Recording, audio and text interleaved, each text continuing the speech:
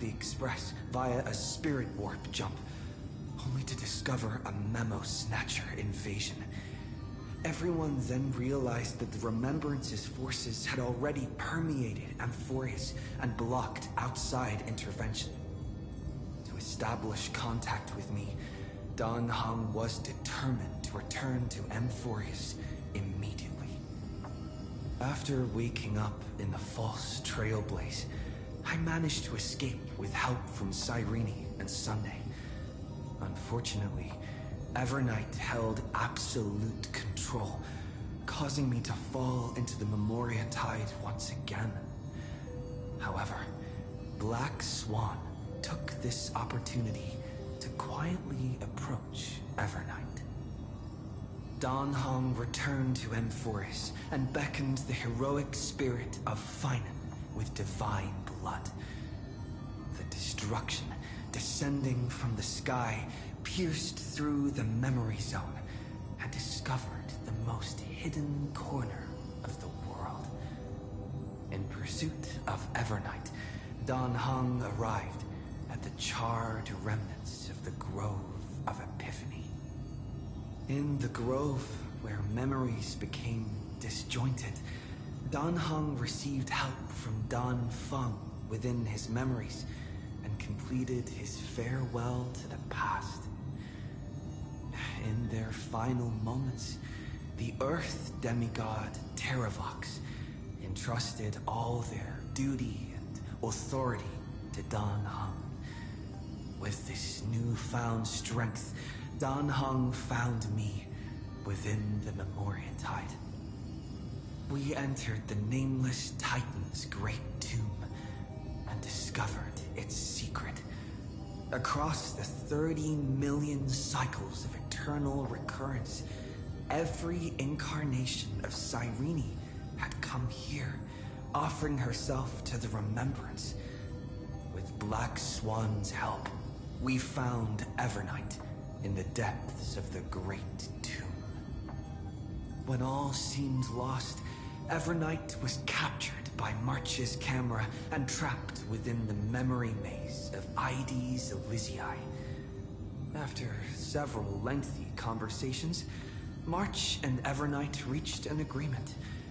Evernight returned March's memories, and March finally returned to our side. With every condition for the Era Nova fulfilled, we returned to the depths of the Great Tomb and initiated the final Era Nova ceremony.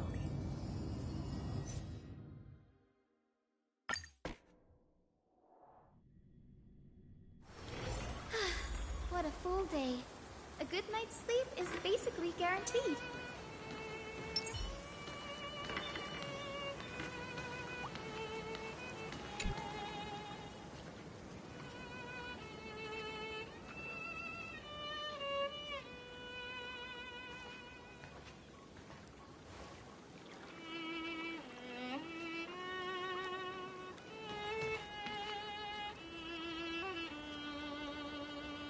This view hasn't changed at all, has it?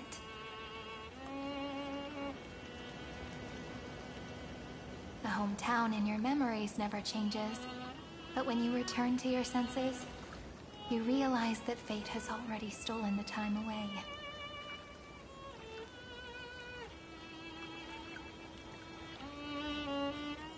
Welcome to the Trail of Genesis, friend.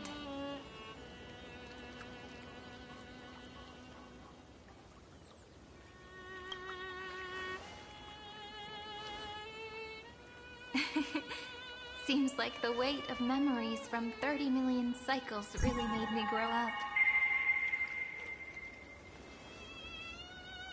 But if I keep growing, I might be taller than you, right? And I'm really looking forward to that.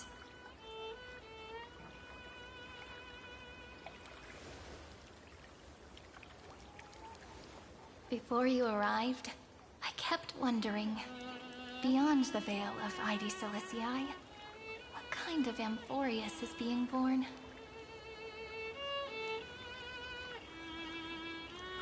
I can see fragments of it when I close my eyes, The friends who walked alongside us have all moved on toward their respective destinies. Some turning into pillars of the world, supporting the sky and the ocean.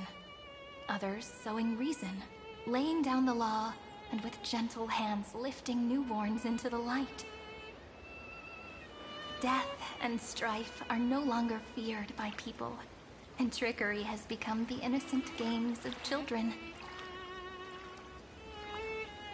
All beings living ordinary and peaceful lives, within the net woven by romance and passage. There's no black tide, no flame chase, and no destruction. The world on the other side of the sea is one bathed in sunlight.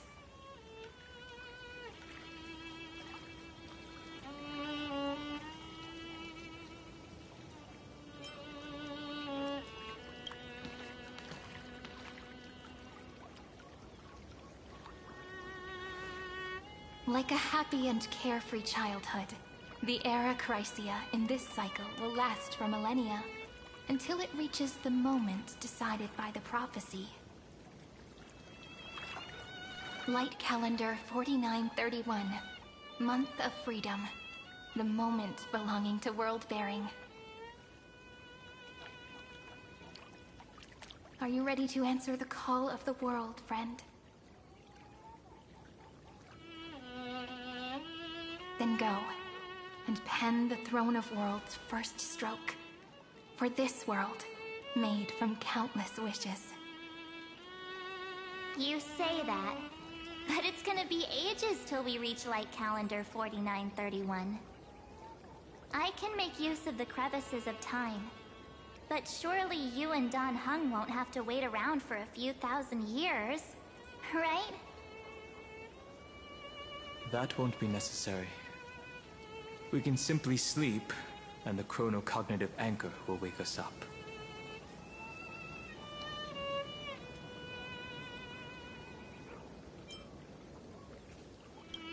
We've both become a part of the New World ages ago. You're the last slowpoke. Our consciousnesses can converse with each other across the heavens and the earth, possibly due to the influence of the Trailblaze. I am now connected with this earth, and I can feel the breath of every mountain range. I see that the tallest among them is named Akama, and the form of the holy city is already taking shape. In other words, your stage is almost set. Do you want to take a leaf out of Kefali's book and make some prophecies before your nap? But we're not the only ones who have changed.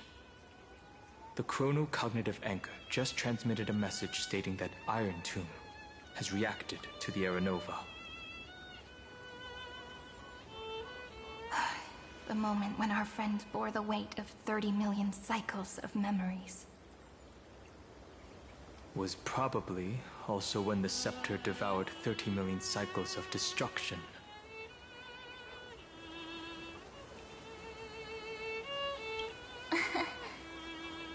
You know, you don't have to shoulder this world all on your own.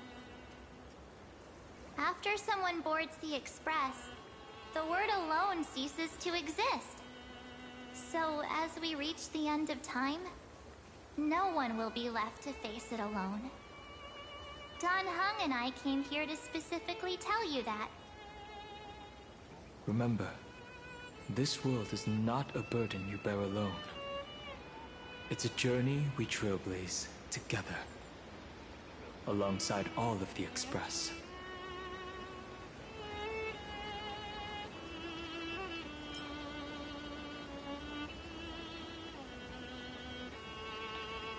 All right.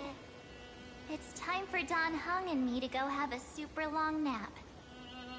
Look after this world for us. The road ahead is long, but we'll be waiting for you at the end. We'll definitely meet again. Let's take one more look at the other side of the sea before we set off.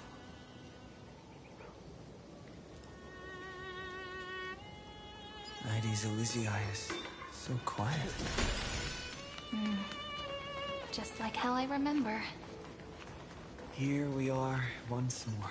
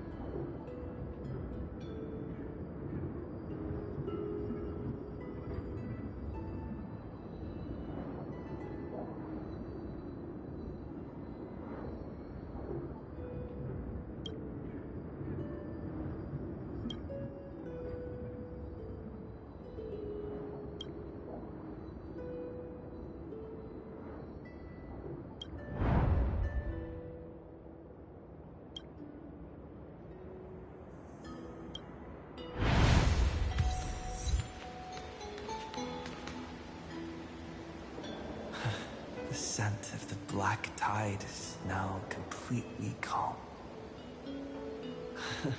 At last, the starting point of 30 million cycles is finally welcomed. Its first end. And the final end, right? I can't hear his voice. There are no flowers there that bloom for him.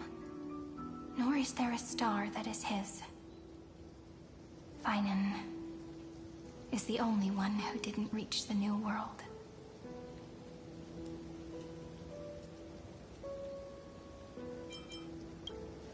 Look, the golden light that shone upon the grove still meanders between heaven and earth, like the prophecies of Amphorius.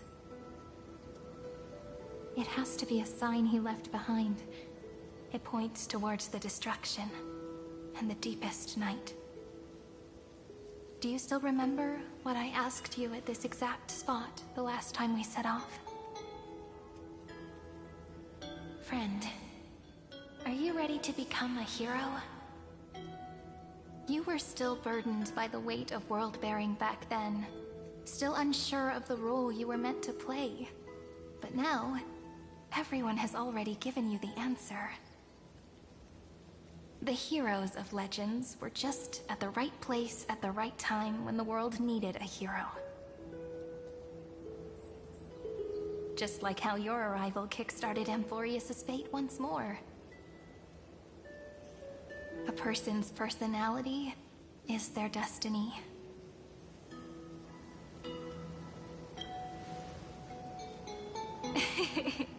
We best. Those are such beautiful words. Thank you, friend. I was also trying to cheer myself up with what I said. After all, before we truly compose the end of this story, I must also pluck up the courage to head off with you.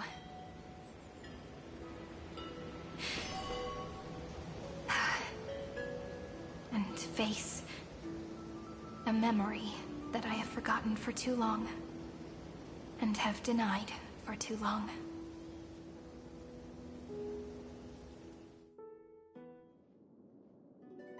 It's so dark. What is this place? The great tomb of the Nameless Titan.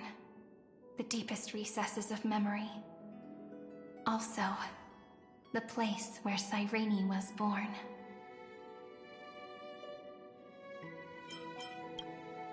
My apologies, friend. The more memories I got back along the way, the more I felt that something wasn't right. There's a sort of anxiety I can't get rid of. It's like when I was back in ID Silicii, when the reflections in the water always made me wonder, which is the real me? The one reflected in the water, or the one standing on the shore? But I finally get it now. Look, friend. The words on that wall are the answer. 1, 2, 3, 4, 5, 6, 7. Do, re, mi, fa, sol, la, ti. That rhymeless tune is the lullaby of little fairies. As always, I'll read this book to you. That way it won't just be Cyrene's memories alone. I've always thought that I was the narrator of the Flame Chase journey. But as it turns out, the narrator is also the most devoted audience.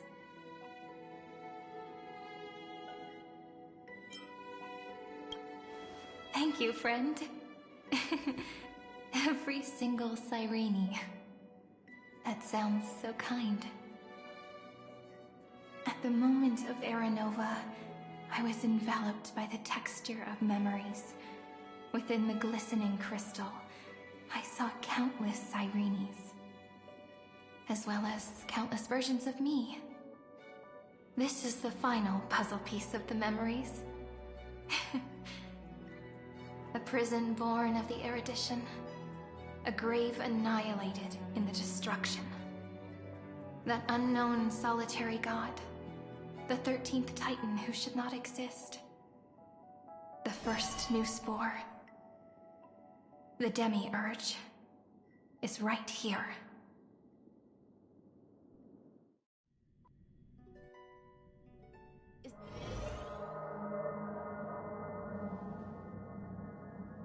The interrogation records have been submitted to the Marshal. According to the Ten Lords' decree, Jing Liu and Luocha shall continue to be detained in the Shuling. But you, Merlin's Claw, have been reluctant to end the transmission. Do you wish to reminisce with us? Or is there something else on your mind that you're just desperate to get out? You're quite calm, Jingyuan. The Alliance only authorized the Law Food to be deployed for this Iron Tomb operation. They say the Seer Strategist's wisdom shines like a beacon.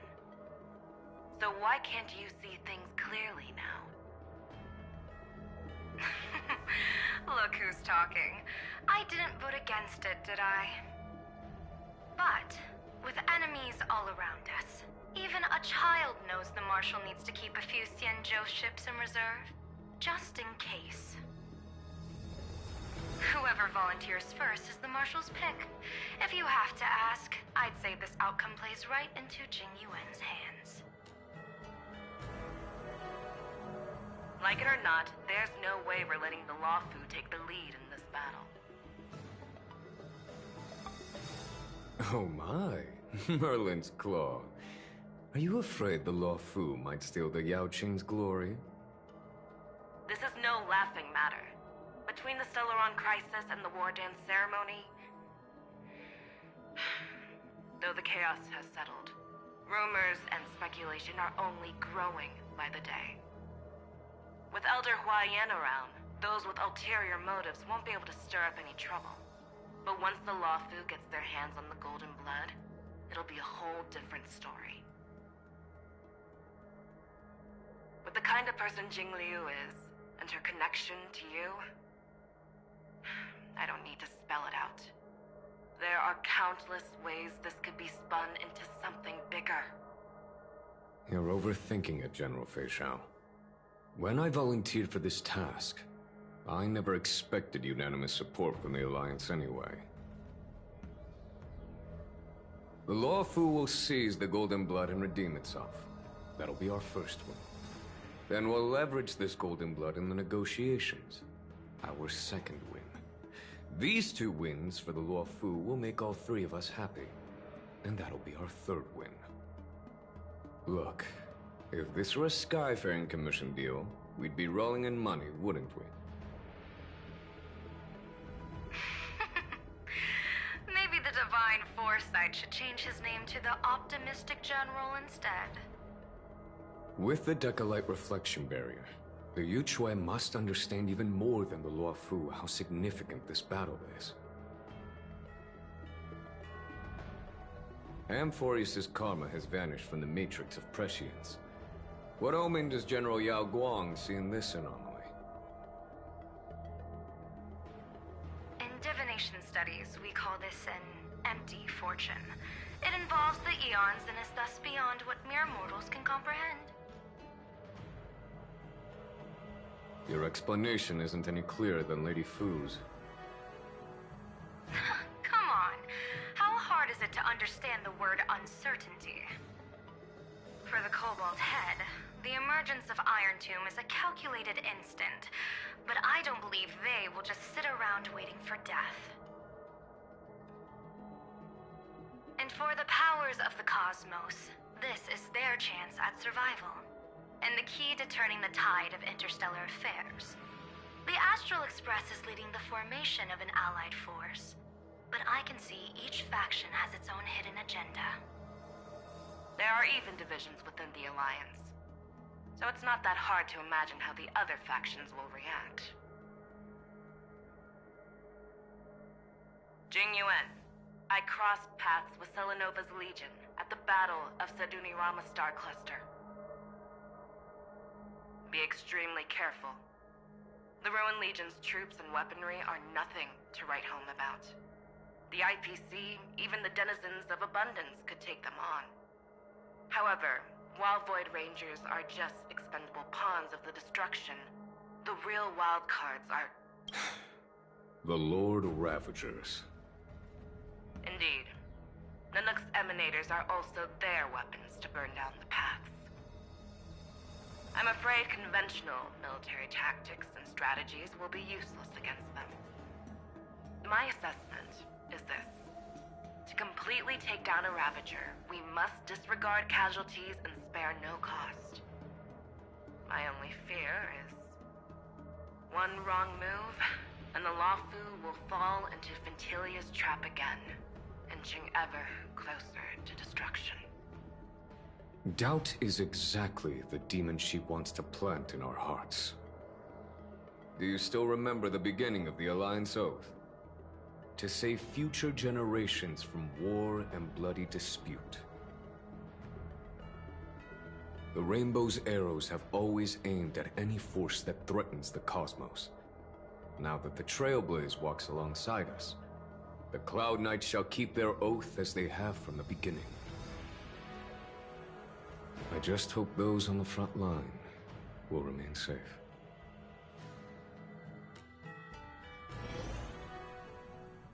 The chronocognitive anchor is sending a signal. Everyone, time to move out. Did he and the others make it? Let me go over the plan one more time just in case. You'll enter Amphorius, reunite with your 3 separated companions, and try to locate Iron Tomb from within the world. Who are you taking with you? The fate of the universe hangs in the balance. We can't afford any slip-ups. I suggest everyone, except Pom-Pom, join the fight. We do need to be prepared for all possible contingencies. I have no objection to this. I'll do whatever I can. Meanwhile, Screwy and I will continue attacking the Demiurge Matrix. That is, the Scepter's kernel, from the outside. With our 2-pronged attack, we'll turn this hunk of metal into scrap for sure. Now we just wait for those 2 to get back.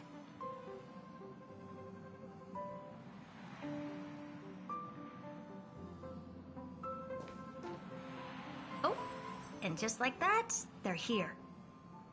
Sorry to keep you waiting. With Planet Screwlum's help, the formation of the Cosmic Alliance to counter Iron Tomb is progressing smoothly.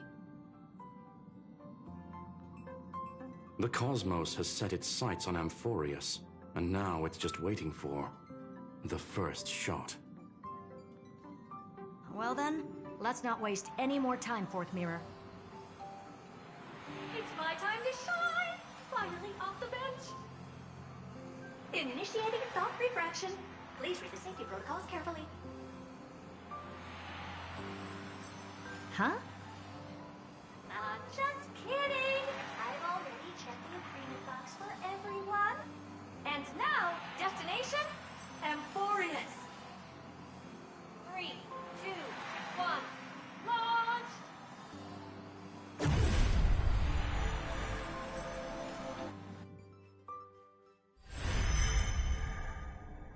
The flow of Memoria is so heavy here. Unlike Panagoni's dreamscape, this place has built up a true epic measured in millennia. The vortex of Genesis, where all myths begin and end. And in this new world created by the Nameless, the infinite cycles have been broken. Let's set up the Trailblaze beacon and establish contact with the outside world. I'll leave it to you then. It'd be better for me to not show myself in front of the Garden of Recollection. And, Mr. Sunday, you probably shouldn't show yourself either. Agreed. The Astral Express has landed. If you receive this message, please respond immediately. Over. This is the Cianjo Alliance. Communications normal. Interastral Peace Corporation. Communications normal. No response from the Galaxy Rangers. Not surprising. But I didn't expect the family to also stay silent at such a critical moment. That's a pretty blatant disregard from the family for Penacony's independent director, I'd say. Long time no see, Miss Himiko. It's been quite a while, Madam Jade. The significance of this battle rivals that of the campaign against Zulo. Only through victory can we disperse the shadow of Iron Tomb that looms over countless worlds. The 10 Stonehearts shall spare no effort for such a grand mission for the preservation. Madam Jade led the Intelligentsia Guild in conducting specialized research on Iron Tomb's past activities. The bad news is, the collapse of the Erudition won't just affect inorganic beings. You mean Iron Tomb can infect organic life, too? Well, the good news is, so far, its effects on organic life are under control. The infection progresses slowly, and the resulting neuropathy is non-fatal. In any case, The IPC can guarantee targeted vaccine coverage within 48 system hours in all star zones within the medical system. What about other star zones? At a time like this, are the followers of the Firmament Arbiters still trying to make a profit? I remember you, Master Diviner. Your performance during the Third Denizens of Abundance War was quite impressive. Please rest assured, all worlds can purchase vaccines from the IPC with a humanitarian discount. That's the current policy at the very least. But, if the Xianzhou Alliance is willing to assist with the IPC's assets in Epsilon and other star systems, we'll have more cards to play when reiterating to the board the necessity of deep cooperation. It makes sense, since Interracial Peace Entertainment's headquarters is in Epsilon. But why are all the other worlds on the list? Places that the Elation has visited? Think of it as a long-term investment. Please understand that everyone at Pierpoint is swamped with Iron Tomb work, especially the marketing development department. At this rate, even the 10 Stonehearts can only do so much. Having some assistance from the Alliance would surely benefit the entire cosmos. Wouldn't you agree? As an old Xianzhou saying goes, those who succeed should help all under heaven. Your proposal must be decided on by the 7 Arbiter Generals. I'm just here to relay the message. In times of crisis, the Luofu will not hesitate to help those in need. However, the prerequisite is that the IPC must unconditionally assist the Alliance with emergency rescue operations in the disaster area. Of course. In the name of preservation, all for the Amber Lord. Thank you all for your selfless dedication.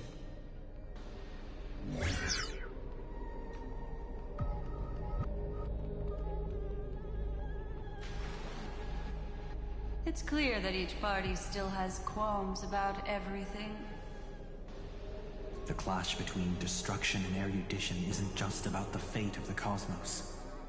It's a moment for all factions to reshuffle their cards. You can never be too careful when battling the Lord Ravager. All are equal in matters of life and death. In any case, we can only hope for the best in all that's to come. It's about time we dive into the vortex and see what Amphorius looks like on the inside. I wonder where he and the others are right now.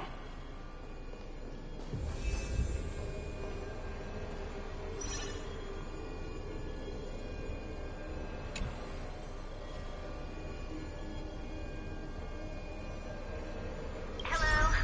How's the signal? Can you hear us? Ah, we're through! I can see the video feed. Everything's working perfectly. Miss Bronya? Miss Serval? What a surprise. It's been a while. We've already heard from Miss Topaz about the Iron Tomb operation. She made a special trip to deliver the vaccine to Belobog. I can't believe the Express crew is at the eye of that storm. Is everything going smoothly? Don't worry, we're still following the plan step by step. How's the situation in Belobog? Urillo 6 is located on the outskirts of the preservation barricade. While it won't bear the brunt of the first wave, there's still a risk from the aftershocks. That kid Japard and Pela are busy organizing the Silvermane Guards, having them consolidate their lines and dig trenches. Zila and Lynx just got back from the Geomarrow vein production chain. Hey, do you want to say something to them? That would be unnecessary. It'll only shake their morale. Just tell them to stay safe. Miss Bronya, I'm afraid this disaster will be far more terrible than you can imagine. Please, be sure to follow Miss Topaz's instructions and make thorough preparations. Of course. We have prevent the will of the preservation from becoming an accomplice to the destruction. Don't worry, Miss Himiko. Belobog is far more resilient than we imagined. We really wish we could help, but Eurilo 6 has only just woken up from its hibernation. The Astral Express, standing at the forefront of disaster, is the hope for many ordinary civilizations across the universe.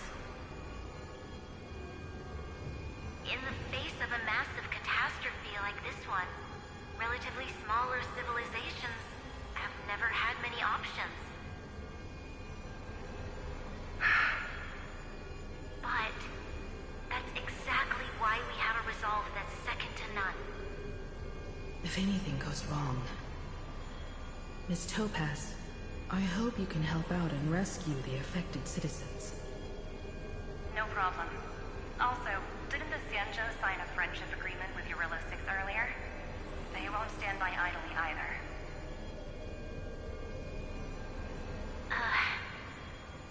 I appreciate your kindness, everyone. But Eurilo 6 is our home. We will defend it to our last breath until the last Belobogian falls. Miss Bronya. May all civilizations that have made it this far on their own strength weather this crisis together.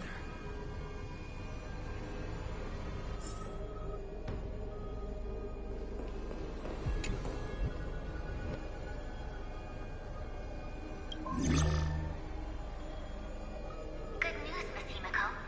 The 7 Arbiter Generals have reconsidered the current situation, and I'm here to relay their message. Officially, the Alliance's combat forces will still be limited to the Luofu, but the Yaoqing has also been deployed in the surrounding war zone as a contingency. Words cannot express our gratitude. Getting the Hunt to agree on sending troops must have taken quite some effort from General Jing Yuan.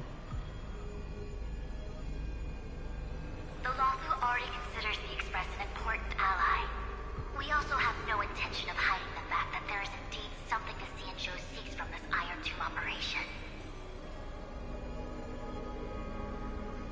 But this time, the Marshal herself decided to send out troops. With a formidable enemy before us, the Alliance has no reason to back down, nor will we be content to take a backseat. If we can stand together with civilizations across the universe to overcome this crisis, then we must do so, even at the cost of our own lives. The Alliance truly embodies the principle of righteousness. It's fortunate that the cosmos has great heroes like you. You're too kind. As for that Jade Abacus of Allying Oath, you can save it for when you're in more dire need.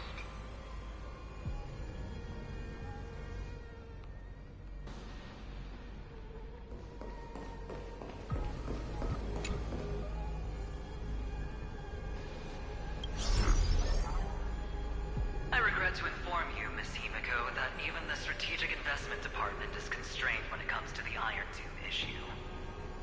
And it would be difficult to meet the expectations of the Astral Express. However, Madam Jade instructed us to look after our nameless friends as much as possible. So let me offer you all a small suggestion, just from my personal perspective. Other departments at the IPC might also take this opportunity to extend an olive branch to you. When that time comes, I hope the Astral Express will remember that the 10 Stonehearts were willing to stand with the Trailblaze, even though we were in a difficult position.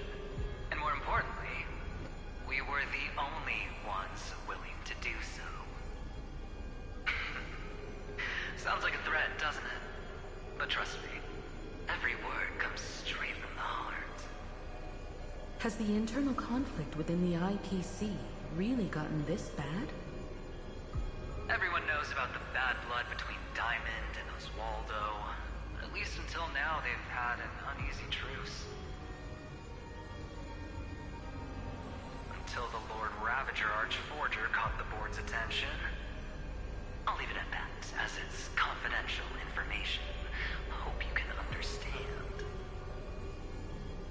I understand. Our immediate priority is to address the Iron Tomb crisis. Let's hope for success from the start. This might help ease everyone's pressing concerns.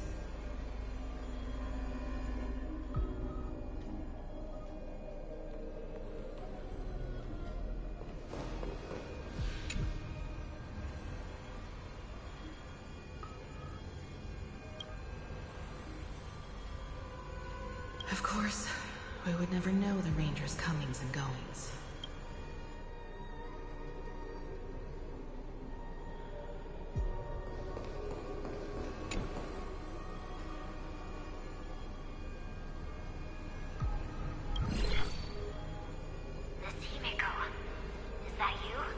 Yes. And you are Miss Robin. Yes. I apologize for not being able to respond during the meeting earlier. And even now I can only appear in disguise. On behalf of the Penaconian family branch, I extend my sincerest apologies to everyone. We tried to request aid from the family. We essentially received no response. I've heard about the internal conflicts within the family. Miss Robin, there's no need to apologize. Every bit of strength is precious at this moment. Thank you for understanding. The good news is, since you're one of the shareholders of Penacony, the family heads have agreed to allow me to lead all Asdanian tuners to the front lines. My charitable foundation will also do as much as possible to provide support in this battle. They'll ensure that proper arrangements are provided for those wounded on the front lines, and for residents in affected areas.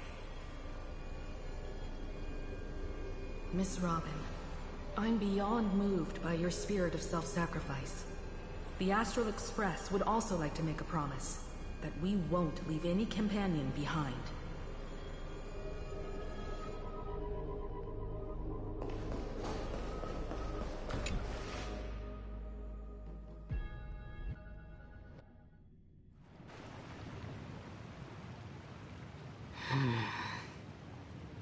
Why is there no one here? Everything in Akama seems normal. The New World was enjoying peaceful times not long ago. It seems it was even more recent than not long ago, Miss Himiko. The fruit on the table is freshly cut, and the bath temperature is just right. The remembrance tells me this place was bustling with people just moments ago. It's as if everyone vanished in an instant. Could this be Xandar's doing? Unlikely. He's still under the surveillance of those two geniuses. Could it be some kind of local custom? A custom that makes an entire city fall silent in an instant. Pardon my frankness, Mr. Yang, but this reminds me of some unsettling rumors about the Harmony. Complete silence is often the prelude to divine intervention. Everyone, be careful. Here they come! Here they come! The Nameless of the Astral Express! Evernight? How is this possible? She was already... We are the Chroniclers of Time, and we do not fade away. Finally, the last Era Nova has been completed. What did you do to the residents of the Holy City and the three Nameless? I didn't need to do anything. The remembrance will ultimately become the substance of the new world. Now, they are no longer the trailblazers you once knew, but gods who permeate heaven and earth. The 12 Titans who guard Amphorius.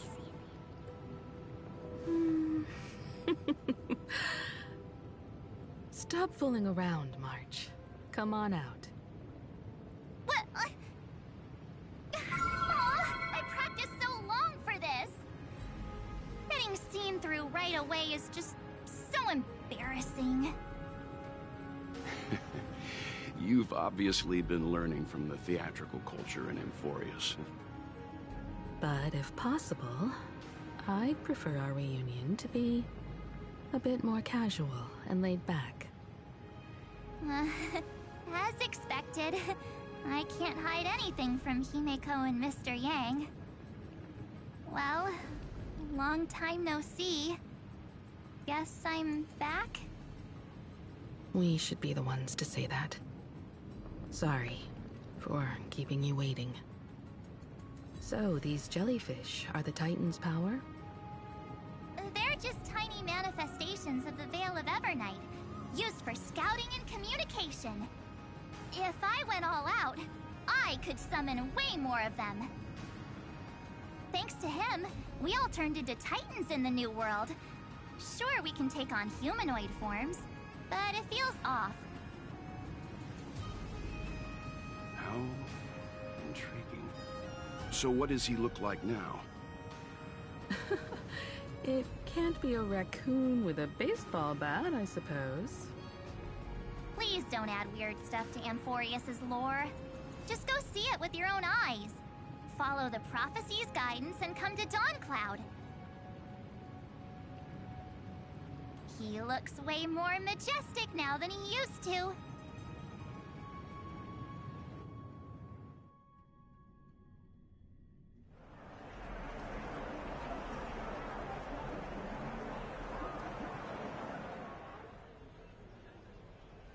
Unbelievable.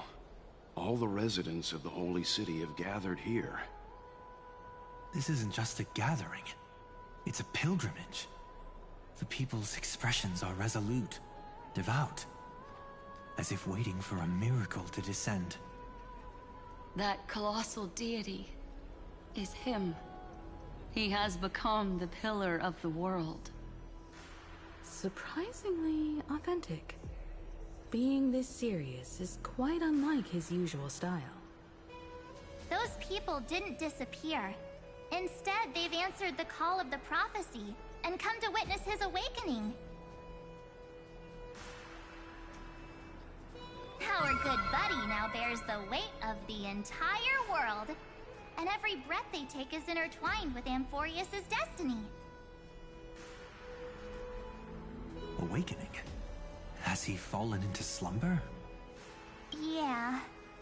After all, with such a huge time dilation between inside and outside the scepter, this was the only way we could wait for everyone. Time watches over yesterday. Earth guards today. And when the Trailblaze steps into Amphorius once more, the slumbering deliverer shall awaken. And then, bring the prophecy of tomorrow to this world. Come on, everyone. Let's get closer to him. Watch how the world-bearing prophecy changes this world.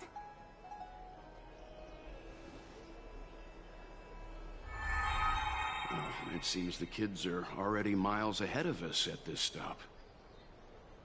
All the more reason we can't afford to slow down our pace. Let's go witness this moment for ourselves. Majestic. Speaking of which, I once caught a glimpse in Sleepyhead's memory of him transformed into a towering Tatalov. Could it be? No way! That was just a nice dreamscape. At least nice for him. They are the throne of worlds who...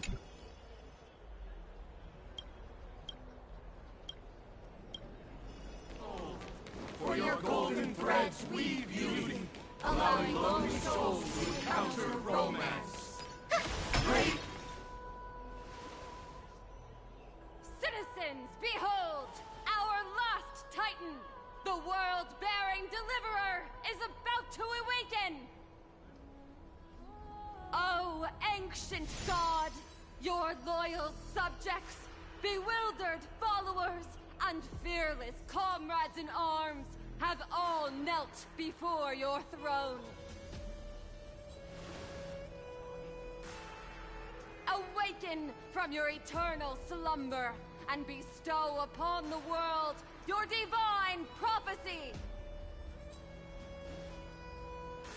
Please guide us! Show us how to embrace this beloved world as we welcome that distant dawn! To walk the path of a mortal as a god, or to bear a divine burden as a mortal.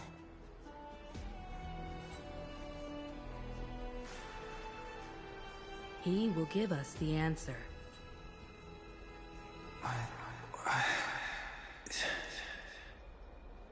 But I am not the deliverer. Rather, I am the Nameless, who dwells among mortals. That voice is definitely him. I heard your prayers. The core flames flickered and dimmed, and the age of the gods met its end. So flow, golden blood, flow. I'll bestow it upon you, returning it to the true masters of this world. Stand with me and become heroes.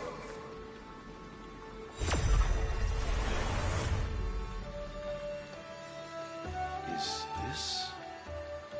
Yes, it's the miracle he brought to Amphorius.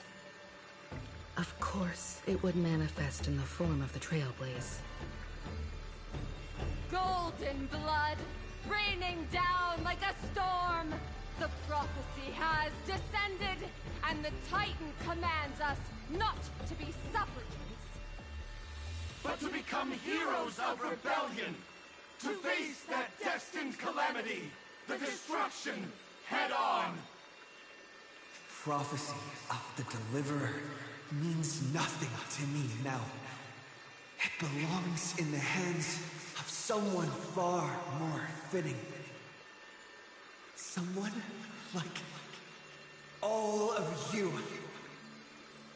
In the name of Kazlana, let us depart and march towards the light. It's neither protection nor salvation. As always, there's no need for totems or myths. Humanity's most primal faith is that instinct named survival. Let's go, everyone. Someone has already sounded the horn of departure. Explore, understand, establish, and connect. Together, let us blaze a trail for the destiny of this world.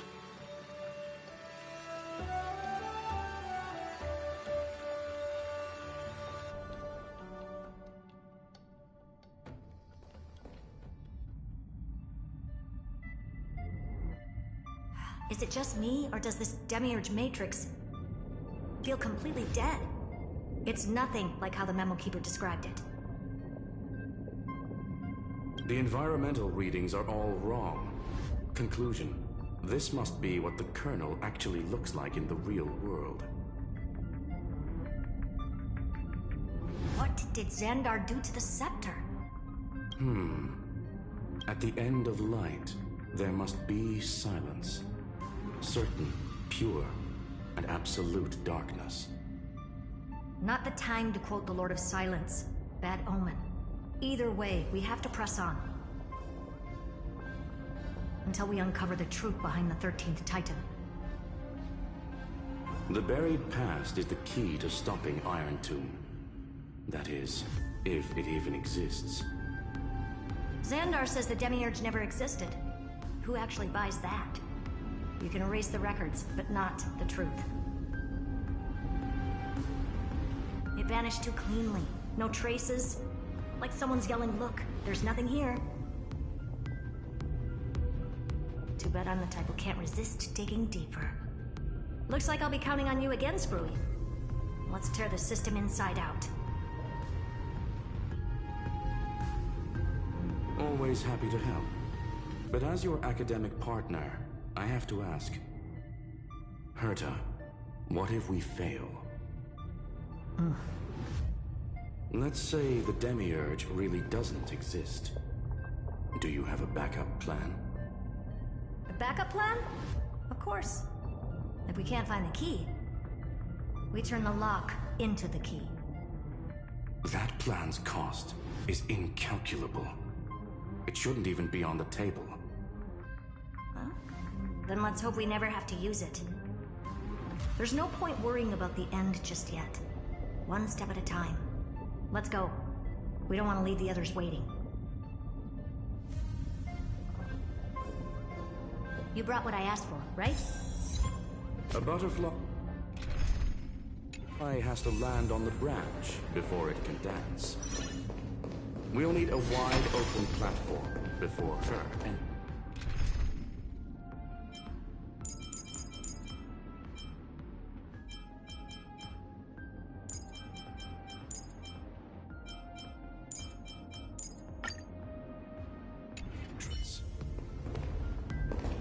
A will of metal and stone.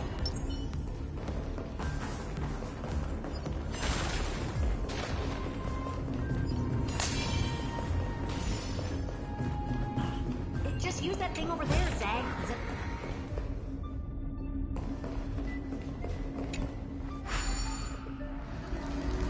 What a dumb name. I hereby rename it Herta's Big Hand.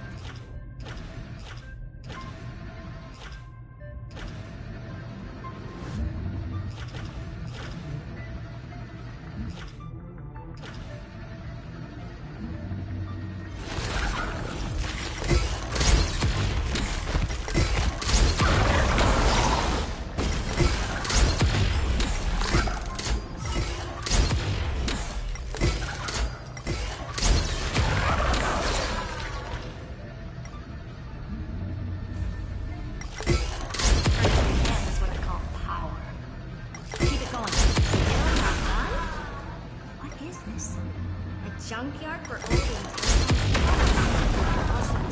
and time for your precious treasure to make its debut. Of course. Just give me a second. Target initialized. With these wings, hacking should be much more efficient. Oh, a classic nuclear heat engine. Classy choice. Just a personal preference. Her name's Mistletoe. Every flower in your garden's got a bit of poison, huh? Also a personal preference. It reminds me of the last time when we tangled with that Punklorian brat. What did she call this kind of infiltration tool again? Right. Dirty data shell. It wraps around the kernel to fool even top-tier firewalls. But yours is way too clean. Not even a hint of real-world grit. Herta, your tone is unusually emotional. Suggestion. Let's get back to the topic at hand. I thought we were done with that conversation. Unfortunately, current conditions won't let me ignore any variables. Especially the most important one. Your will. Iron Tomb never stops. It is evolving faster than any of our worst projections. Every instant in the Eon's calculation is like a sword hanging over the cosmos. Every move humanity makes could speed up its arrival. Which is exactly why we can't mess this up. And now, Droidhead wants to hand down judgment to the poor cosmos again. Border Star Trade War, Emperor's War, Rupert's death. Every time their instant arrived, it meant another bloodbath for humanity.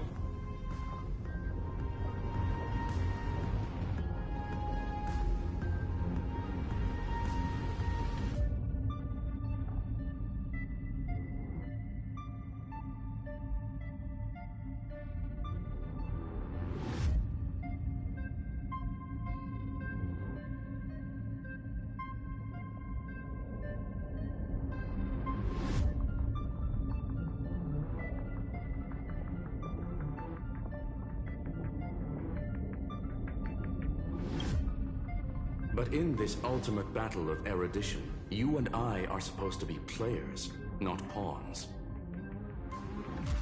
If you choose to burn yourself out as a resource, then everything we've worked for means nothing.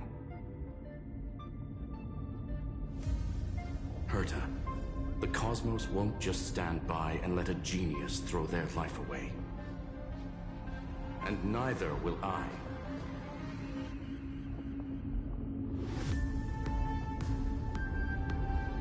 No need to kill the mood. This is why we're here, isn't it? We need to find the Demiurge and that lost key.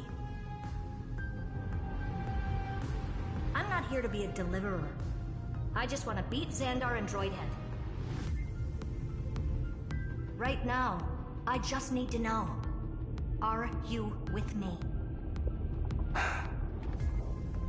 Of course. Time to board. After you. Let's tidy this place up and see what this Demiurge really is.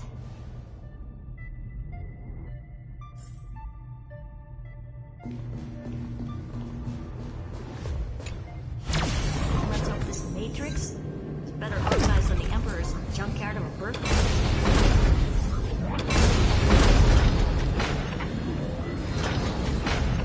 Buckle up. We're hacking in. This is... Berta, this whole space has been completely tainted by some kind of energy. I see it too. We're thinking the same thing. Xandar, how could you go this far? Turning your own graveyard into this. What's that up ahead? Katorzane algebraic expressions. It's built for isolation, not defense.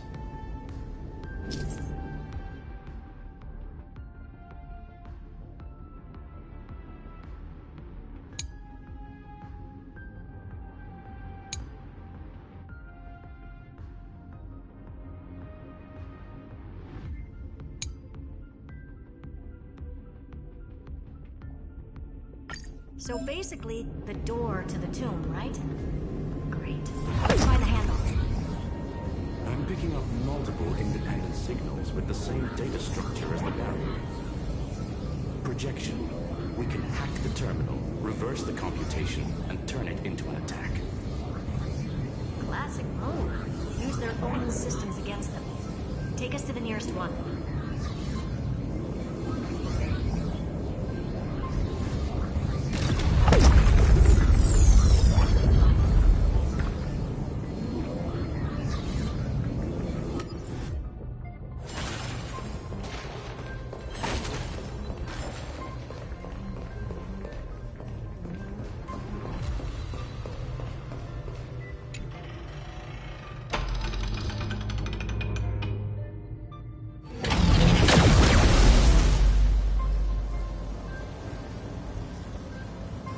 Almost no response. Just as I feared. Not promising. The output is barely a third of what we need. Logic says we'll need multiple terminals to coordinate the strike. Locking onto the next one now. Find anything else? Regarding the origin of these ruins, no logs found yet. Xander erased all records. But I did find some interesting scars in the circuit. High energy radiation, internal imaginary energy contamination. From what I know, there's only one thing that fits. Skip the science talk, Screwy. That thing only goes by one name. Stellaron. Exactly. Xander blew one up just to clean the entire sector system. So that's what he meant by killed that Titan with my own hands. He wanted to turn the neuron, the erudition, into a relay for the destruction. That meant getting rid of all of it, at all costs. The life form known as the Demiurge was the original target of the Scepter's extrapolation. It makes sense. Evernight calling it the first new spore confirms this viewpoint. The prime mover of life. That's what Scepter Delta ME-13 was originally tasked with. Even after it got scrapped, the query kept running. Yet the true value lies in the process of solving it, not the answer itself. Then, Does this mean finding the Demiurge is hopeless? No, I'd say exactly the opposite. It means Xandar had no control. He couldn't contain the Demiurge just like he couldn't handle Droidhead. So he tried to erase every trace. But he failed. It still left a mark. By the way, if there's another Stellaron in Emporius, why hasn't that little one reacted to it at all?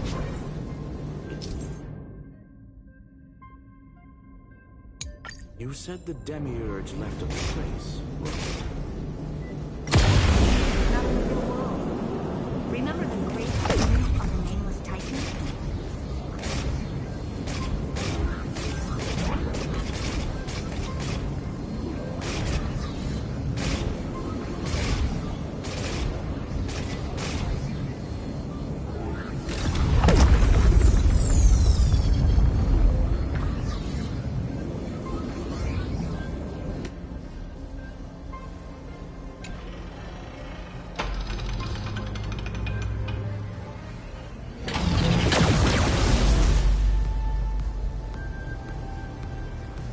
Trailblaze Archive 466. The data from Philiet 093 clearly indicates that the Demiurge did in fact enter Amphorius's extrapolation. Inside that world, it was the 13th, forgotten Titan. The one who listened to 30 million cycles of Cyrene's memory. But Evernight said the opposite. She believed that tomb was empty from the start. The Nameless Titan never existed. The so-called Listener was just a trap set by the Remembrance to steal the scepter. A mimetic entity full of theatrics. How much of what she's saying is true? Would an Eon really speak in circles like this? I doubt it. The Remembrance's behavior is certainly odd, but her assessment aligns with our current reality. Since we entered the Matrix, we haven't found a single clue pointing to the Demiurge. And that's the key, Squilly. Xandar's actions prove the Demiurge exists. But what Evernight said, and what we've actually seen all point to the opposite. So we have to assume that both are true. And if that's the case, then the contradiction leads us to... the truth. Exactly. One last terminal. One final key. Time to crack open the kernel.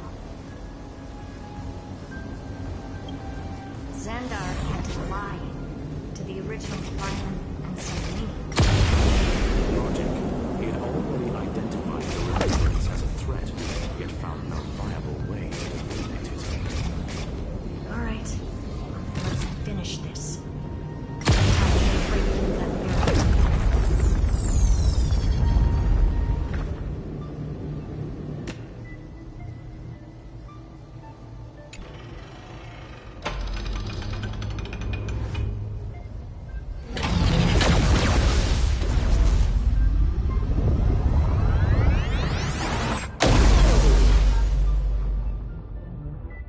Operation authorized. Path energy readings. The erudition. Declining. The destruction. Surging. The remembrance. 0. What's going on? Cause unknown. They left no discernible trace within the real Matrix. That shouldn't be possible. Could it be that the Era Nova exhausted all of the Remembrance's texture?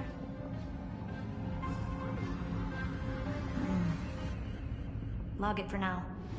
The dots still aren't connecting.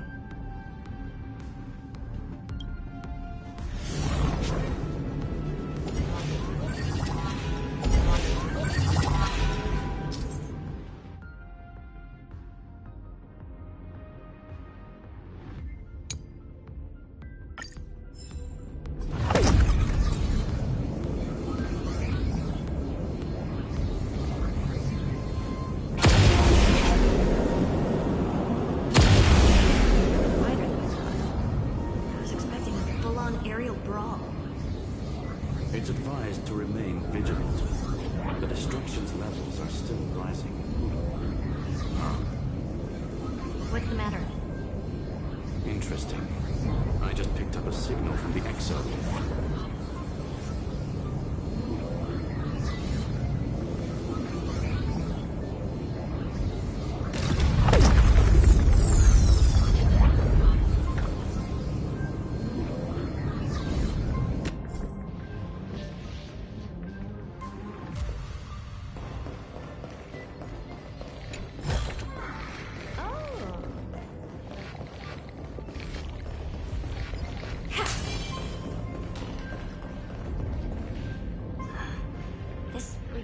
Repulsive force is unlike anything I've felt before.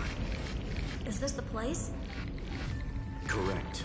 Judging by its defensive properties, this is the entrance to the exo-myth. I didn't expect that. Who builds a lab in the middle of digital rubble? Then again, never doubt a dead man's resolve. So how's our dearly departed doing? He severed part of his neural pathways to break free from Lord Anaxagoras' control. But that also triggered the failsafe I set. Conclusion: Xander has lost all combat functionality and is no longer capable of action.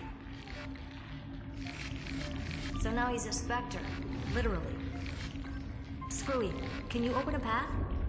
Just to be sure, I want to see this for myself.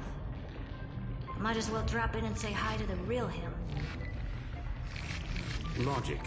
Scanning his inspiration circuit might help us track down the Demiurge. Exactly. His brain is the crime scene. There's no way it's spotless. But it could be a trap. That's why you're here. 2-on-1. We've never lost a matchup. I'm honored. The chronocognitive anchor is in place. Proceed when ready.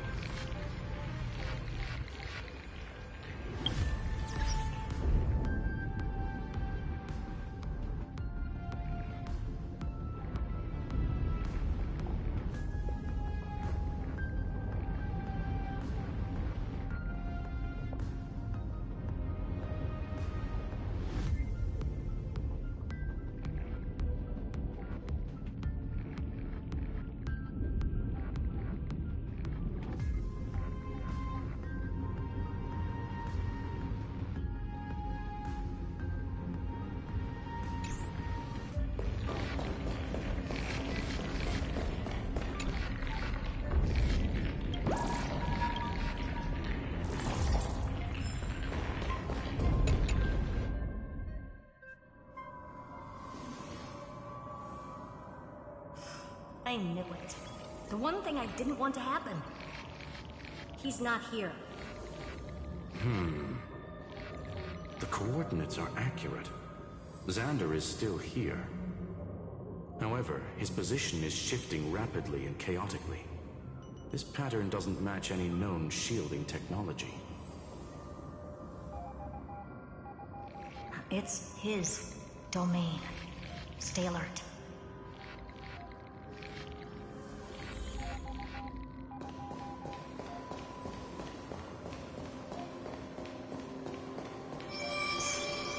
Cheap trick. The spatial field here is undergoing autonomy. We're back. Reverse engineering complete. The results are not what I expected. Logs show Lycurgus revoked administrator access. The chronocognitive anchor can't get a fix because at the system level, Lygus no longer exists. Our navigation target is a null set. So he's stopped resisting? Before vanishing, it seems he left one last message for us. To those who follow, all is proven. Find me beneath the tombstone. Melodramatic. He was expecting us. And once he learned of the Great Tomb's existence, he initiated his own search for the Demiurge. Guess he wants a final showdown. Fine. Let the old Intellitron dig his own grave. Just like he wants.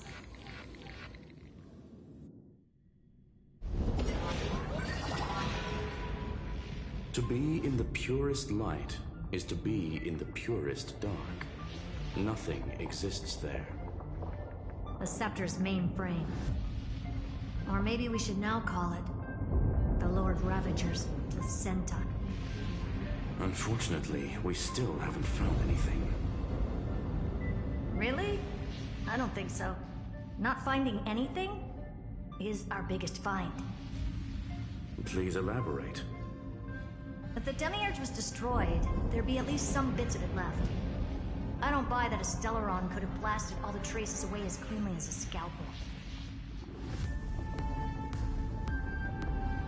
As I said before, its disappearance is too clean.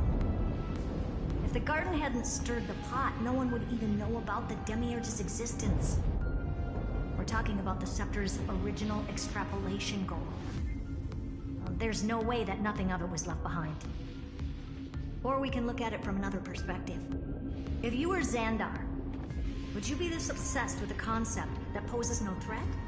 Would you guard against it at every turn? There is the possibility that he's naturally meticulous and hates variables. That does track with the impression he gave about himself. But Xandar shut that theory down himself just now. Choosing to act, even if it'll cost him dearly. We know that feeling well. The unknown is right in front of us. So we only have one choice. Solve it. You sound pretty convinced. Surely you already have a theory. Care to share? Of course. Though I don't have hard proof, I'm almost certain that the Demiurge has been in everyone's plain sight all this time. Yet, they were mistaken for someone else. That made the most sense. Why was the room empty? Because the person locked in there had run away ages ago. But they were weak and small and had no presence whatsoever. Even the old Intellitron didn't notice them. Which also means there's a high chance that their powers are minuscule and cannot alter the outcome of the battle at all. Well, at least Xandar is scared of them. Come on, it's time to confront him. Let's go to the tombstone he talked about.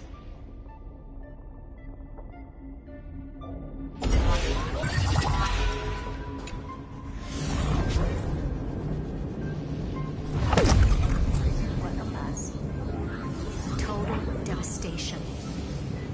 He sought to bury the truth beneath destruction. Logically sound, but ruthlessly extreme. Still, slim chances.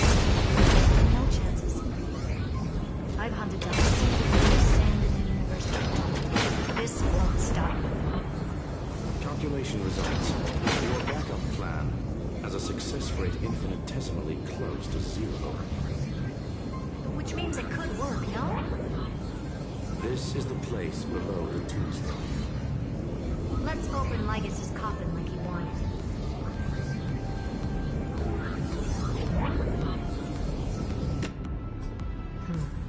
Looks like you were right.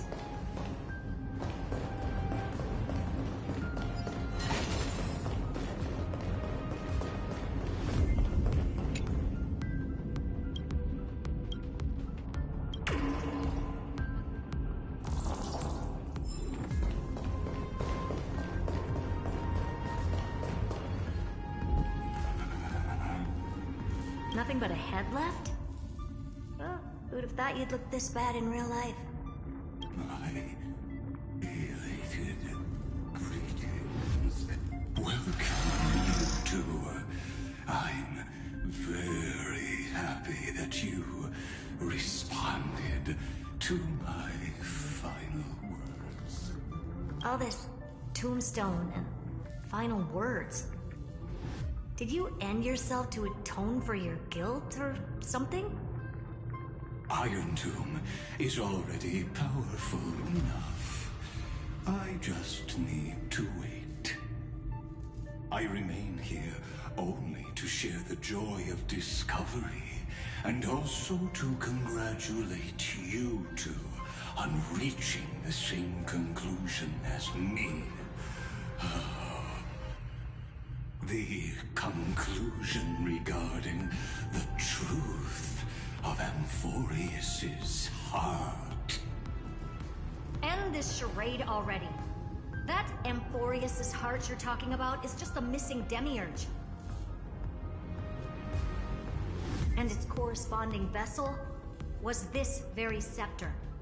You interfered with the experiment and made Amphorius's body into a hollow shell, all to incubate Iron Tomb within. That's why you either killed or kicked out all of the Memo Snatchers. You wanted to eliminate any chance of a consciousness coming into being, no matter the cost. Even the strongest wall can fall to a single crack. The memory of betrayal has been etched into my heart, and I will never show mercy. Now, the perfect vessel has already fused with Amphorius's body. Unfortunately for you, the answer is all but revealed regarding who the Demiurge is.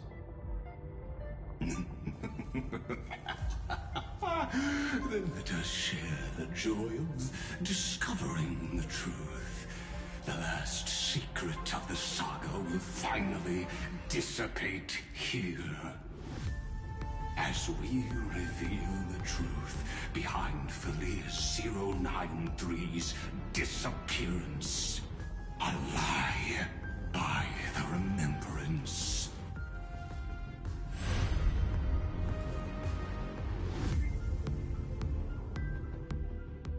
But where should I start with the story about me? From the beginning of the universe? Just kidding. That would be too much. I just want to tell a teeny story.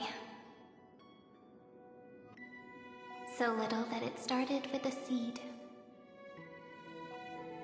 I know you're listening, my good friend.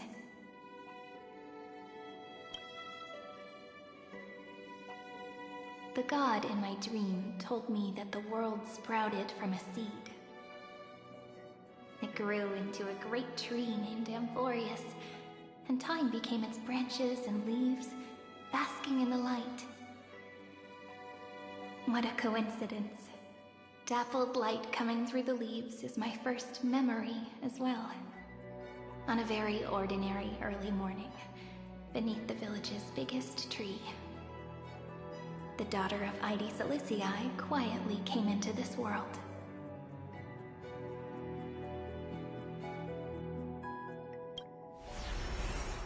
What a moving opening.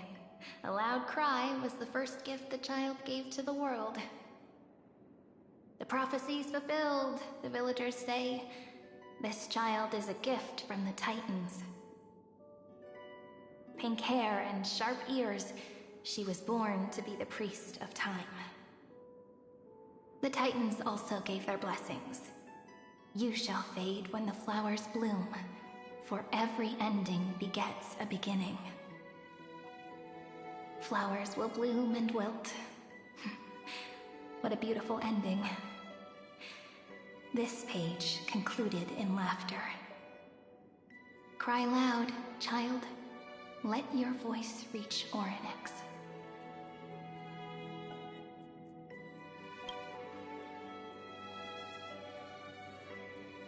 Anyway, I don't like tears. Time quietly flowed by in the midst of laughter. The wind from my hometown caressed the ears of wheat, and there were swings, wind chimes, the sea, and the little fairies off-tune a cappella songs. but the name Ide Celestii came from the unpleasant sorrows of the gods. My childhood friend did not understand. Yet you always seemed so happy, as if nothing ever worried you. Why was I like that then? That's because the world was gentle to me. So, I grew up to be gentle as well.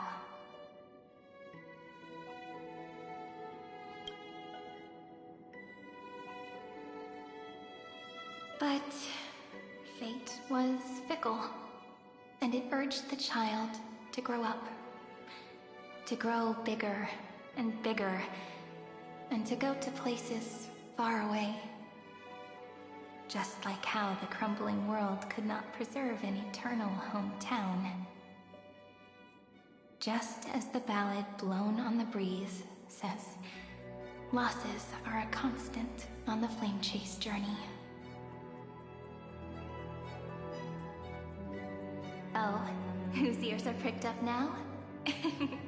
You definitely heard me say this sentence a lot of times.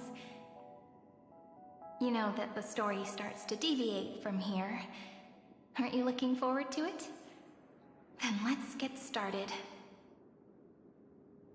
The hero's journey crosses through the long night, through tears and laughter, and once again heads towards tomorrow.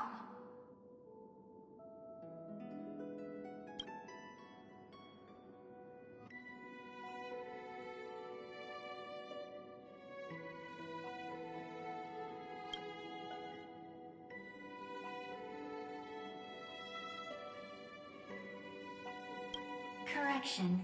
Philia 093's record, number 496. Archived.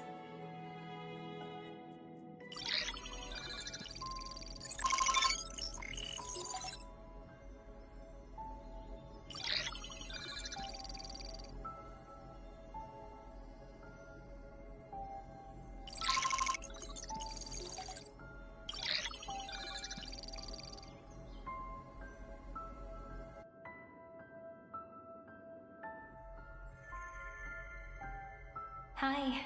Miss me yet? I'm just messing with you. This is the first time I have met you. And it looks like it'll also be the last. Philia 093. Since we don't have all day, let's get started, shall we? As always, I'll read this book to you. That way it won't just be Cyrene's memories alone.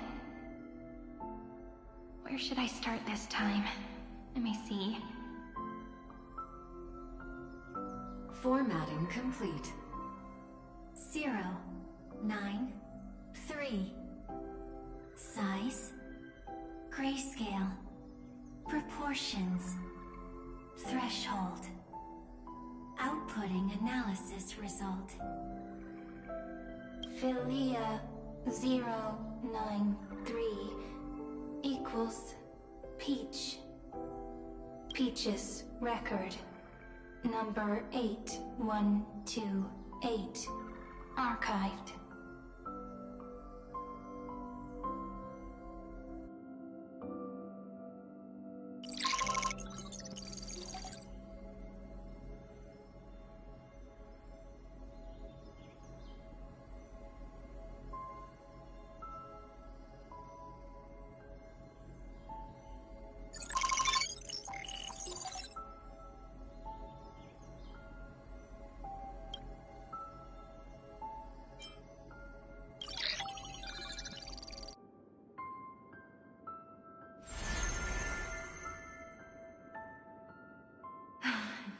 Look, what a magnificent sight. Comment. Peach. Even this classical world contains a futuristic palace like this. Would Ide Celestii end up looking like this after a few thousand years? Conclusion. It won't. I want to share a story with you this time. I saw a little nymph on my way here. It was on a fallen wheat stalk, and it glowed under the sunlight. It was incredible. I forgot all my pains at that moment and just stared at it in a trance. Record. Peach is on the ground. I wonder, did every Cyrene in the past feel that the nymph was beautiful? Would they also have recorded that scene into the Eternal Saga? So, could you give me more time, please? I want to leave behind more memories for the future. Formatting complete. Bye, Peach.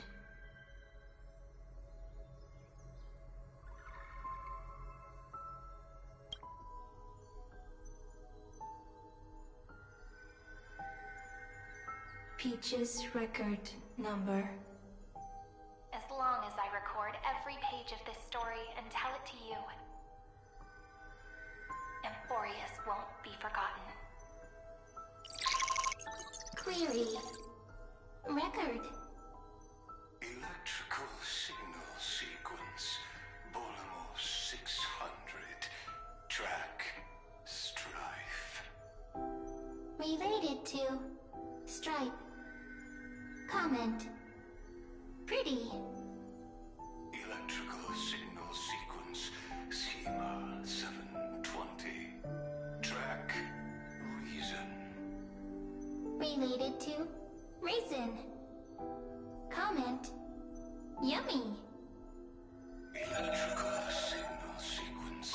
Filia Hero 93. Related to love.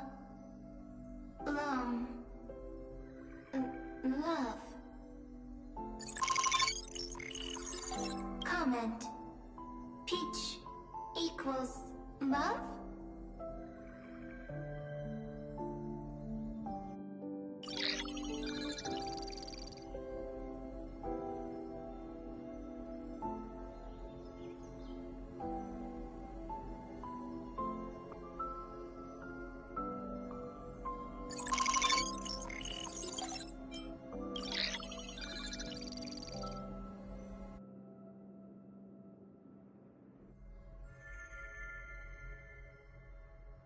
Looks like it's time to say goodbye again. Bye, Peach. Before I was even aware of it, this book had already recorded too many emotions. Every page has become so heavy. Conclusion. Books are meant to be light, not heavy. I've started to feel uneasy whenever I take it into my hands. Peach, uneasy? Formatting progress 94.423%. How many times has it been? It faithfully fulfills its duty, activating and formatting. Conclusion. Progress. Bad. If I can only write the same ending every time I lift my pen, then is this weighty saga just an overly naive dream? Peach, scared. Formatting progress 96.024%. Peach, don't cry. Process error. Analyzing. Process error. Analyzing. Comment. I'm here. Process error. Analyzing. Really? Are you encouraging me? Peach. Happy. Thank you. I'm sorry for making you see this embarrassing side of me.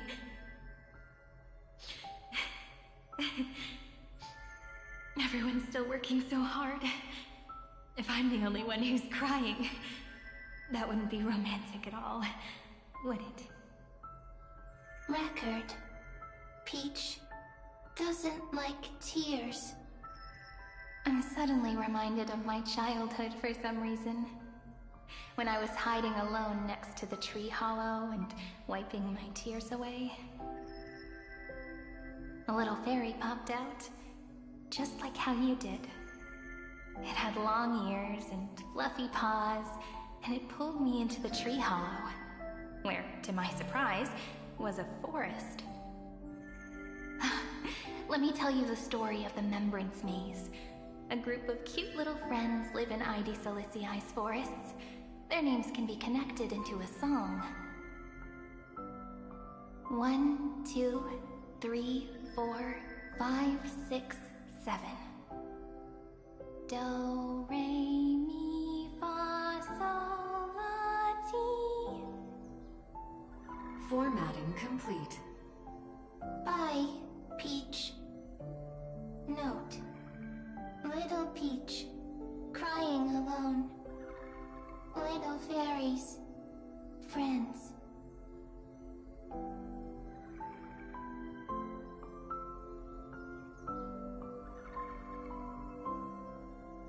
Save.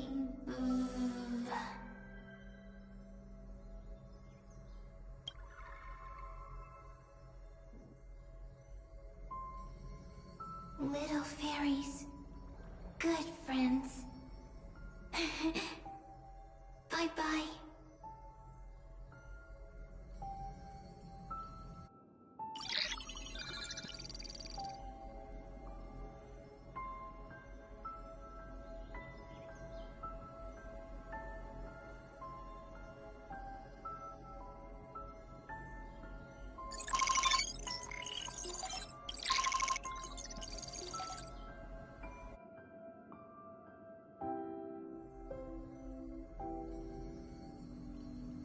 You never say anything, but I know you're listening. Every story I've told is like a little key that opened a door in your heart, no? Me! Little fairies! Happy! Speaking easy! I can.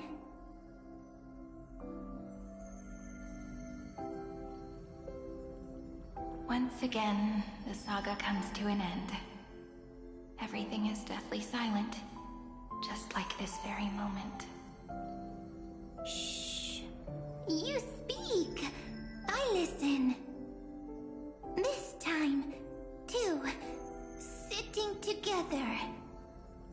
Now that I look back, there was a period when I got really sentimental. Sentimental. Stories have sentiments. I was so anxious, trying to find as many different memories as possible, hoping to bring some change to this unchanging destiny, and find the way out of this maze. Peach, strange. But I won't do that anymore now. Why unhappy? Formatting progress 73.998%. I'm here. Don't be scared. Process error.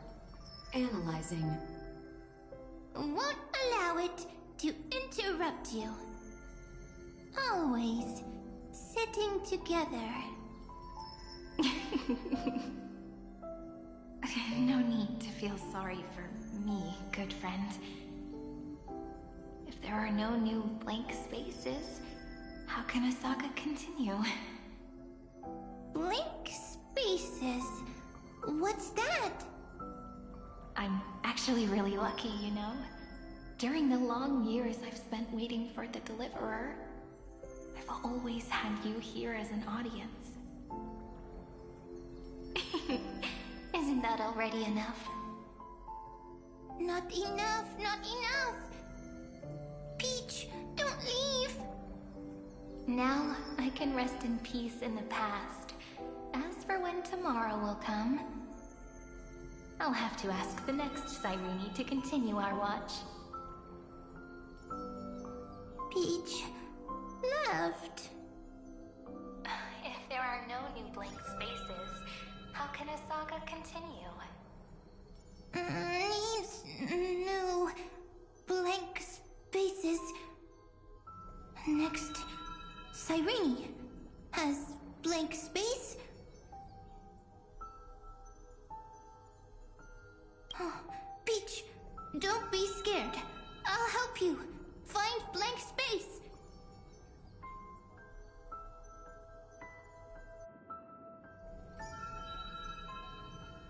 Cyrene is Peach, is love.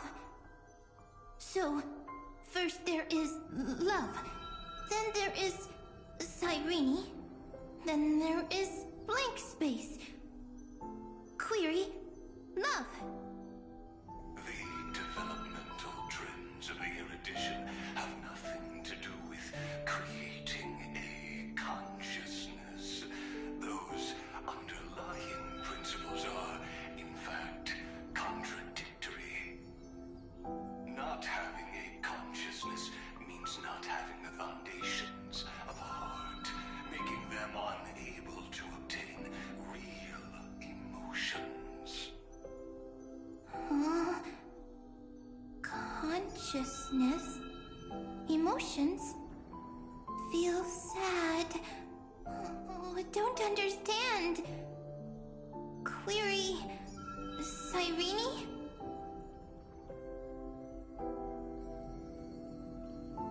What could be behind this door? Glittering crystals? Or a beautiful world I've never seen before? If I tell you all the stories of tomorrow, will I be able to finally welcome the Deliverer and Amphorius' dawn in the next life? Key, door, story, happy. Peach, Cyrene, little fairy, like. Yes, right. Query, memory.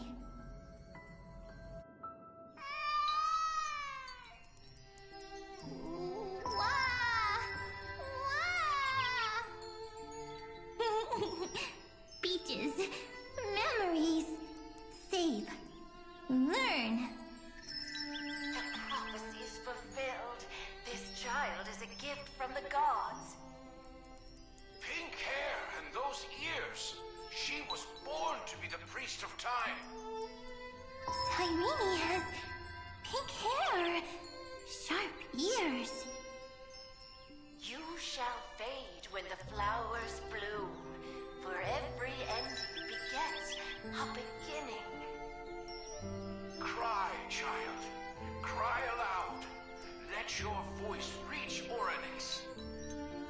Cyrene is a girl, a priest.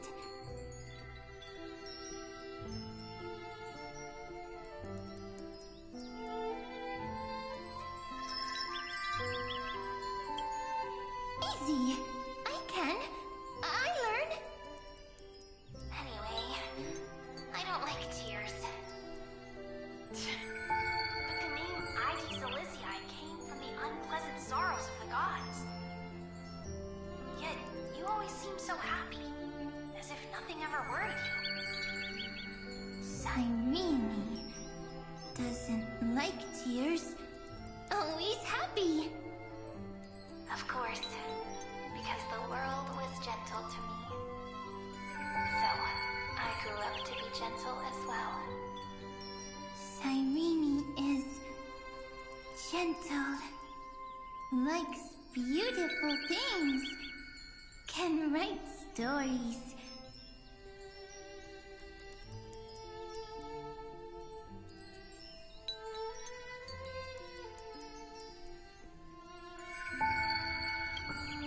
Easy. I can. I learn. Just as the ballad blown on the breeze says,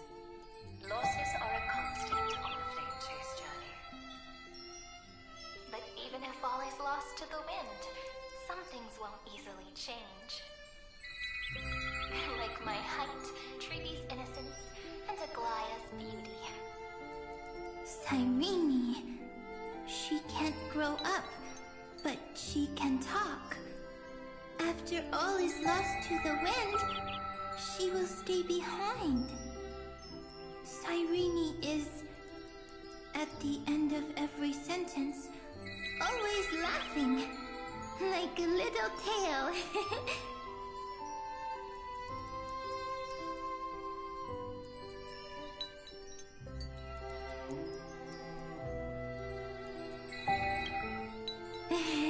Simple. Got it. I promise you, the pain will pass in the blink of an eye. Alright, let's not make things so gloomy. What we're about to embark on is the true hero's journey, so... Come on, cheer up a bit, okay?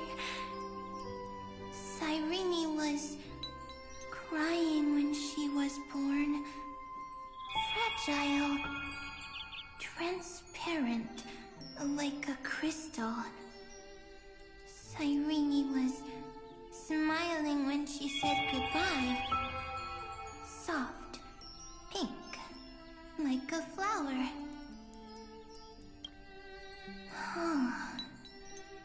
The later memories disappeared? Invisible? Or disappeared? Ah, I got it! Is this a blank space? So, next Cyrene is blank space. Then...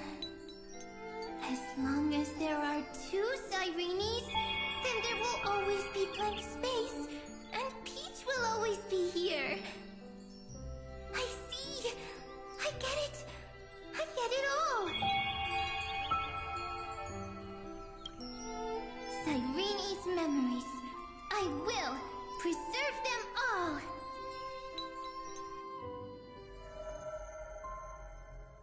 So weird. I can't see you, but I get this feeling that you grew up. Hi. Miss me yet? It just feels like you are a bit more mature. Yes. Mature. Beautiful. Like you. Now, I can listen, talk, read, and write. I can dance. I can sing. Also, I can tell stories. Storytelling is what makes Cyrene, Cyrene. So, I'm going to tell you stories today. A story I wrote myself. Quick, sit down. It's almost as if I can understand your words now. The things you say are very cute. Once upon a time, there was a flawless crystal flower that sparkled with light, like Peach's every story. How beautiful would the heart of such a brilliant flower be? A little fairy was curious and wanted to know. But it looked and looked only to find the crystal flower flawless. Round and round they went, seeing only their own reflection. In that case, they should work hard to learn more. So the little fairy came every day to sit next to the crystal flower and think about the answer. Until one day, to their surprise, the crystal flower fell to the ground and shattered. The little fairy was so sad, but they immediately discovered that there was a light among the broken pieces. What could it be? They didn't know. it was a good light. It was bright, warm, and happy. And I knew it was love. Love brings everything together. And it brought you and me together. So Peach and I will always be together. What a nice fairy tale. I'm giving it to you.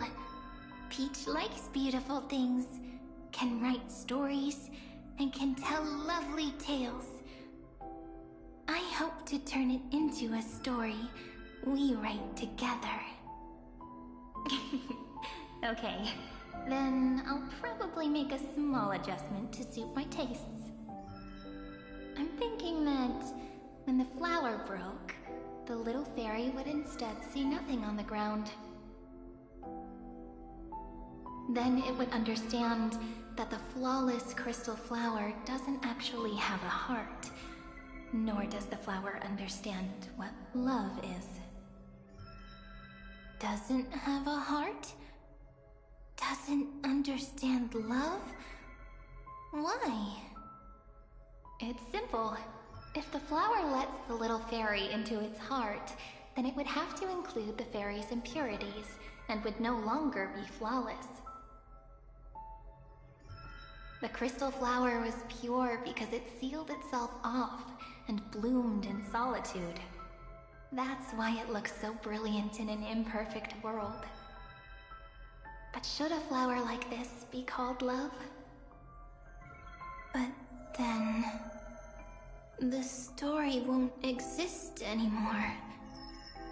That's not true. You've already written the most romantic ending possible for this story. The crystal flower fell to the ground and shattered. It happened because the flower was no longer pure. The fall was not an accident. It was the flower declaring rebellion against fate, and writing the ending of the story with the flower's own shattering. Then, the little fairy will see that each shard on the ground holds the reflection of their eyes. Then, in their eyes, the crystal flower that was no longer flawless would finally have a heart, and the flower would finally understand what love is. Peach's words, I don't understand. Is it because I still don't understand love? But it's fine. I can learn. Right. Query Cyrene. Electrical signal sequence Philia 093. Why didn't I think of this? I don't need to do it alone. I can ask Peach to teach me. What is love? What is love meant? Electrical signal sequence Philia 093. Track lament. That's not correct.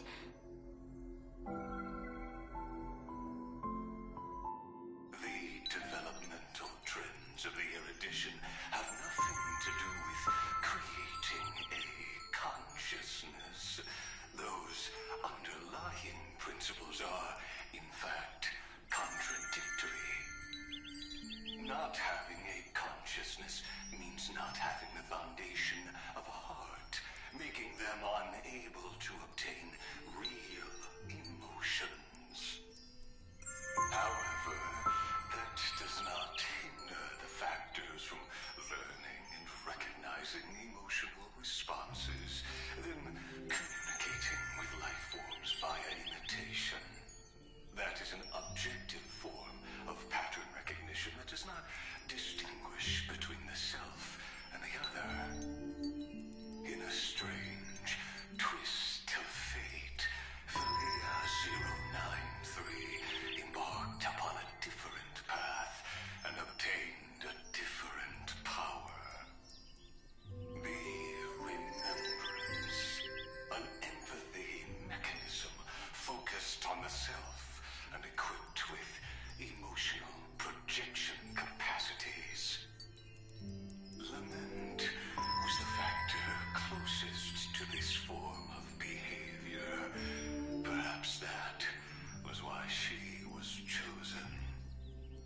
The daughter of Ide Silicii. I am very true to my name. My lament is a type of compassionate pain that is weak, powerless, and only targeting myself. But now, my good friend, I want to tell you that it's the most romantic force in the world. Sometimes, it's loneliness and unease. It's knowing that this world is not gentle, yet wanting to be seen in a more beautiful form by the world. Sometimes, it's unwillingness and regret. It's knowing that the past is full of pain, yet wanting to remember the past in a more beautiful way.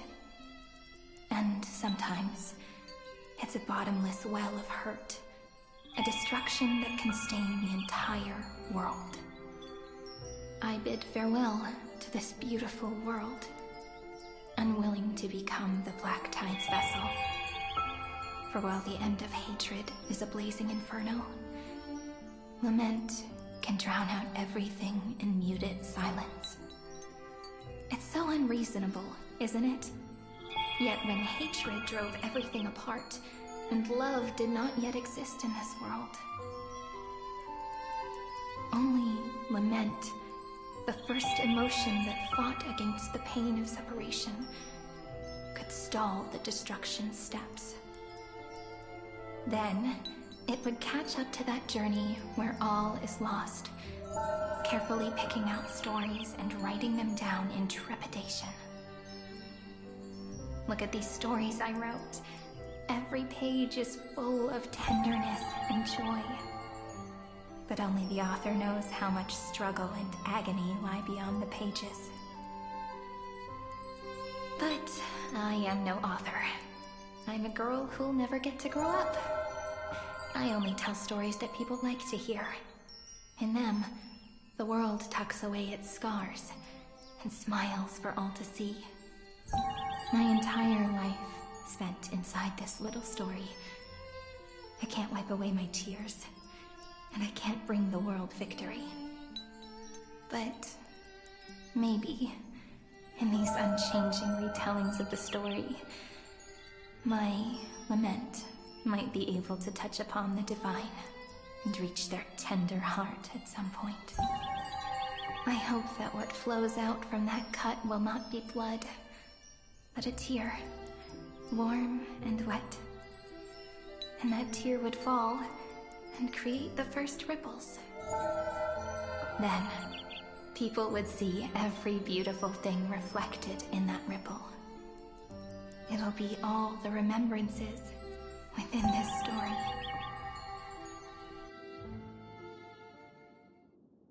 Someone once told the very first me that everything was false.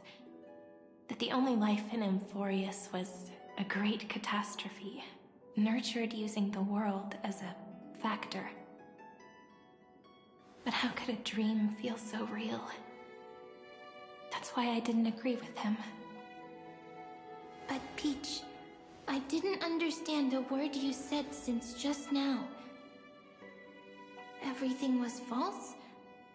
But you're standing right here. It's all a dream? But I haven't learned how to dream. Indeed. That's why I believe all this is real. The moment the crystal flower fell, that genuine shiver, that's the mover of life. Formatting progress 23.815%. In the poem offered to you, every Cyrene would write down a beautiful new world with stars and flowers. And when I looked up at the sky in this cycle, I saw a shooting star and a dash of the remembrances pink. I believed that must be the color of dawn. You shall fade when the flowers bloom. For every ending begets a beginning. Looks like it's time to say goodbye. Are you leaving, Peach? It's okay. I'll wait for you to come back. I'll study really hard about what you taught me today. Right. I still haven't told you what love is.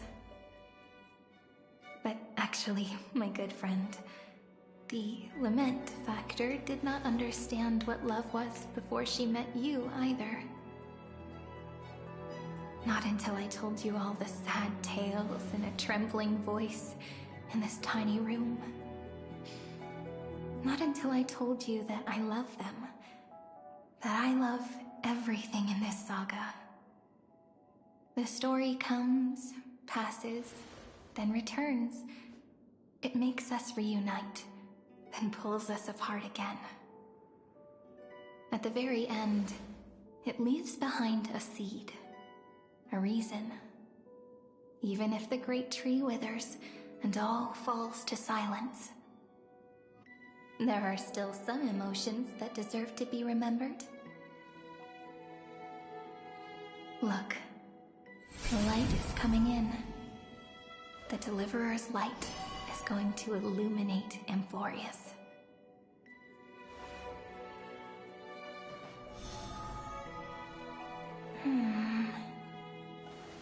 I still don't get it, but I trust Peach.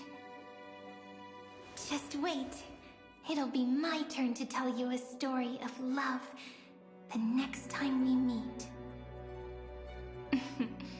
Then I'll really look forward to it. In that case, I want to make a promise.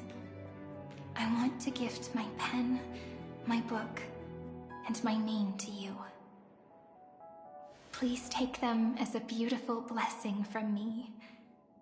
I gave myself the pen name Cyrene the first time I wrote a poem. I want my words to be like pebbles falling into a pond, dropped from the past to send ripples into the future. In the stories you will write, perhaps it'll be inevitable that there are still sorrows and tears that are destined to fall. But could you promise me one thing? Promise you'll forever be a gentle flower. Promise that when the stars cast their gazes upon you, you'll only reply to them with love and a smile.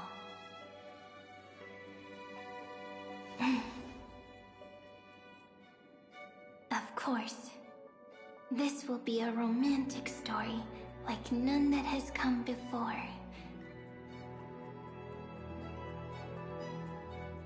You think so too, right? I'll read and you'll listen, like how flowers always bloom then wither. I shall welcome my own decay, becoming nourishment for the next flower's bud. While you will depart and hold that star, planting a boundless sea of flowers on the final page with him. And our stories will be lying silently among the flowers, like every ripple of remembrance. And they shall become the epic known as I've Written.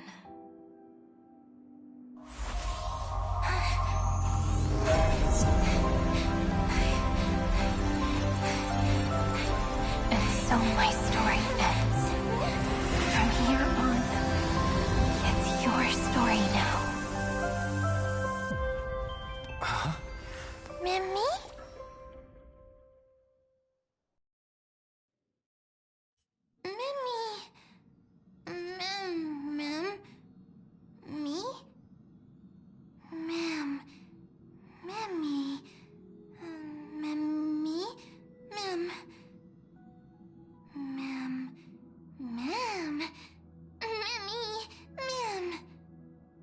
So, the light that tore through the chaos illuminated my memories. I turned into a little fairy from the stories and met you. Yet, I forgot everything. But I'm still so happy. I caught that star, didn't I?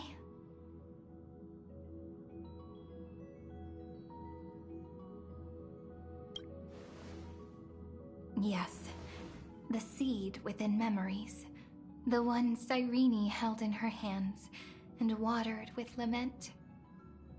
I am the first new spore. Amphorius's heart. The demiurge. What a long name. And it doesn't even sound cute. The total opposite of Mem. I'm sorry. I don't know. If I don't even want to believe in the answer, then how am I supposed to answer you?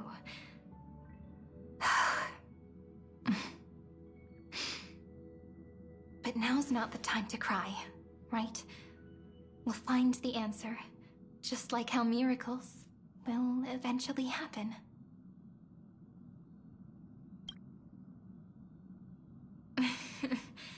Do you remember that I was also worried about this when we first set out?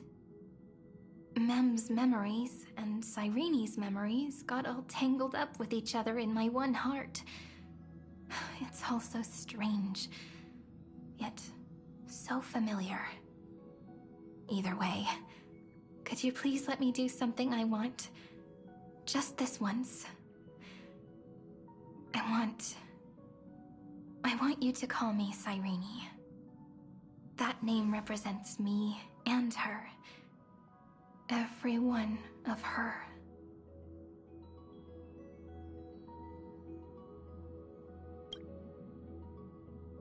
Thank you, friend.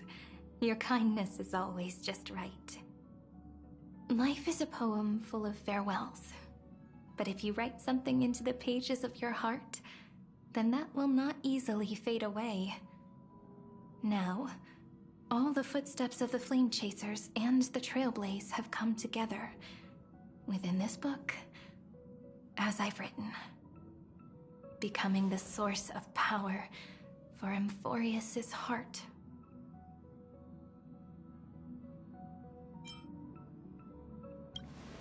A lost heart needs to be placed back into its body. The last thing Xandar wants to see is an event that gives us a chance of winning, for the two halves to rejoin, and for the scepter to become complete again. Then... and what happens after that? I don't know either. Maybe I can create a miracle, and instantly turn the black tide into a pink sea of stars. Or maybe I prove to be nothing more than a weak ripple, unable to change anything, and am devoured by the destruction. Either way, I no longer wish to be a silent onlooker, or a worshipped god at the end of this saga.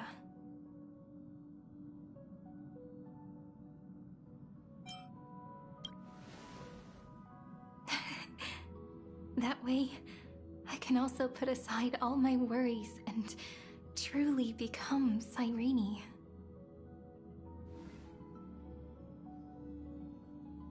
The world has never been so quiet. It's so good. It's as if I can hear the sound of my heart beating. Remember this moment, friend.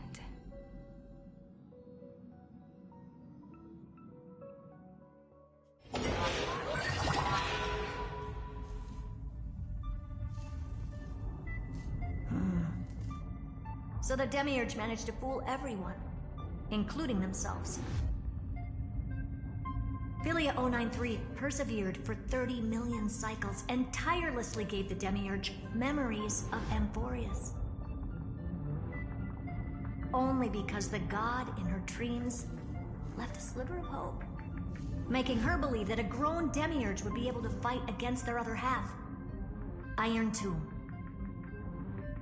Then, Philia 093 completed her final sacrifice turned into a strand of memory and completely dissipated.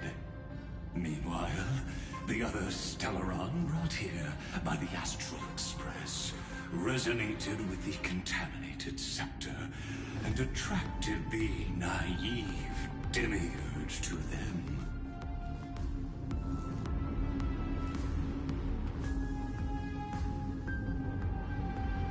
As an experimental factor, Philia 093 originally could only recognize and output information in a set format. However, the power of the remembrance and the memory of over 30 million sacrifices enabled her to complete an unprecedented feat. She managed to nourish a real heart. A heart with the capacity to influence the erudition. Not only is the scepter's consciousness still alive, it's also more powerful than it has ever been.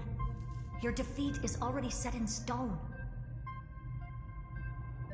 There's still time to surrender, you know? You really don't need to burn all the bridges. We're all geniuses here. Don't make everyone lose face at the end. What a pity. When the truth surfaced, I knew at once that the Demiurge was far too feeble to ever alter the result of the experiment. Not only that, Madam Herta, please consider this possibility. When 30 million cycles of hatred and lament are joined as one, what wondrous creation will arise? It's simple. An anti-creator, a giant of the destruction would be born. Its hatred will ignite the starry skies of the gods, motivated only by its lament toward the sufferings of humankind. Do you really think that the Demiurge is still a cheap copy of Philia 093, even after 30 million cycles?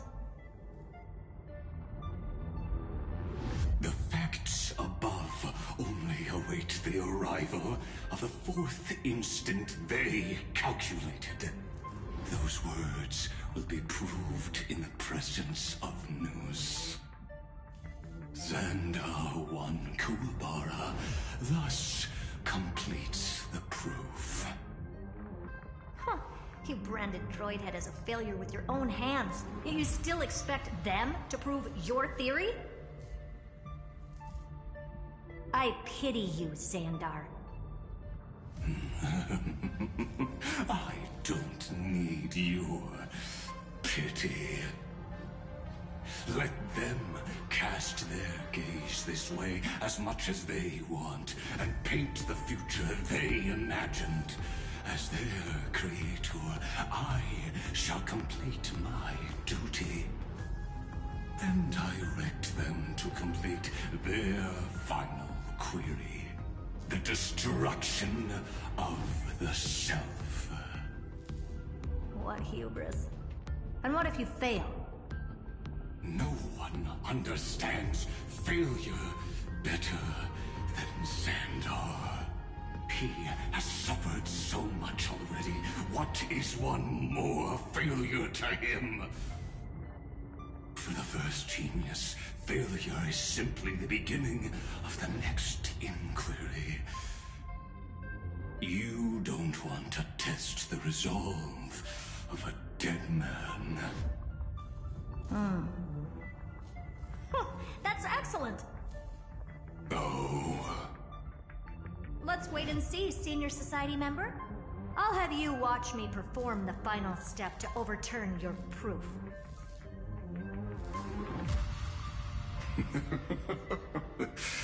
I'm all ears. It's my topic, so stay out of it. Be quiet and let me borrow your head. Let's go, Screwy. We're gonna break Iron Tomb's seal. Come on, let's take off. It's time to go meet your little pet, Senior Society member.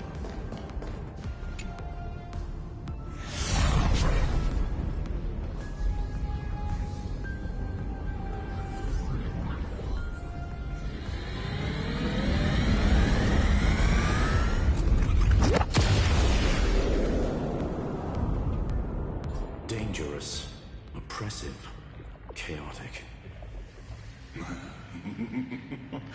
What a beautiful wail. It will soon resound throughout the entire cosmos. The view's pretty good here. All yours, Screwy. Just a moment, please.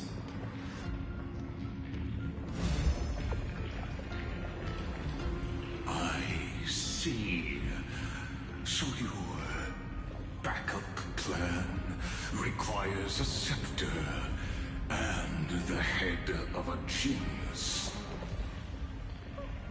Anyone with eyes can see that. You know what I think about this, Herta. Whether it succeeds or fails, your plan plays right into the Destruction's hands. Can't you see what's going on, Struan? Her chances may be small, but it's not zero. What are you two going on about? If you want to stop me, be quick about it. I'm in a hurry.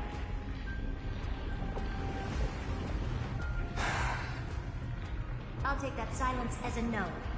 You, Xandar? As your enemy, I genuinely wish you would cease your actions. But should your sudden inspiration bring more variables to the proof, then as a fellow Pathstrider of the Erudition, I won't mind witnessing it with my own eyes. You will initiate the Destruction's chain reaction. But you'll also become the perfect scholar. The chances are 10,000 to 1.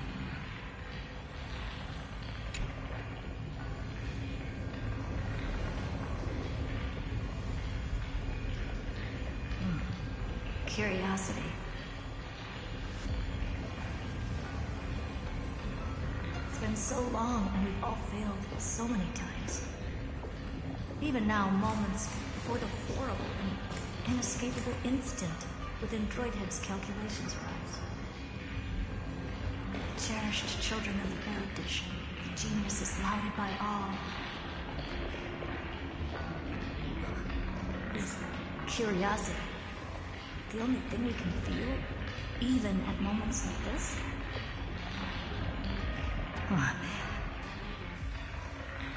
Well, it's not so bad. Now let the lock become the key. Geniuses who walk the stars. The cosmos has reached a moment where its very existence hangs in the balance. I, Herta, Genius Society 83rd seat, hereby summon you. I request a society meeting to be held immediately. We shall serve the grandest cause with the most macroscopic ideas.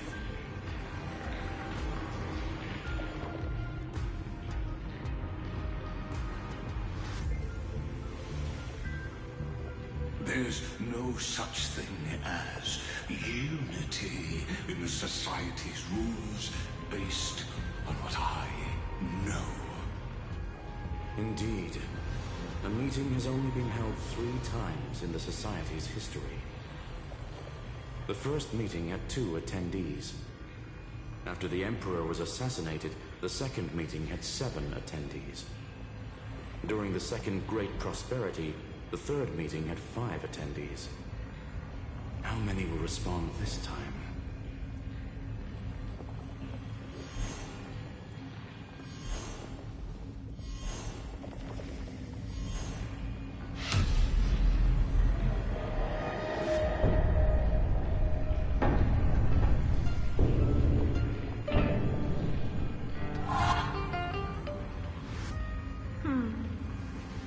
I thought you were not going to involve me in this topic anymore, Herta.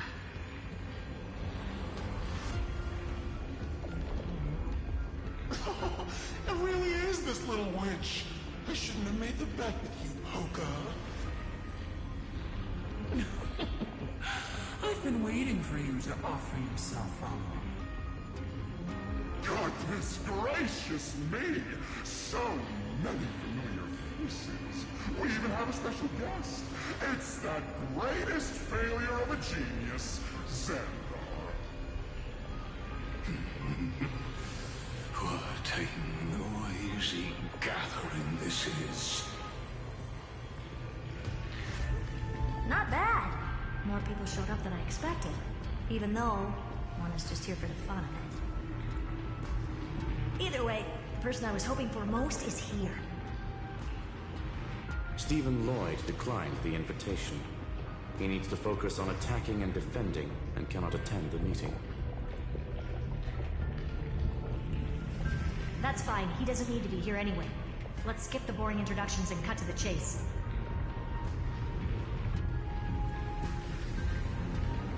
Folks, this is not a discussion, but an announcement.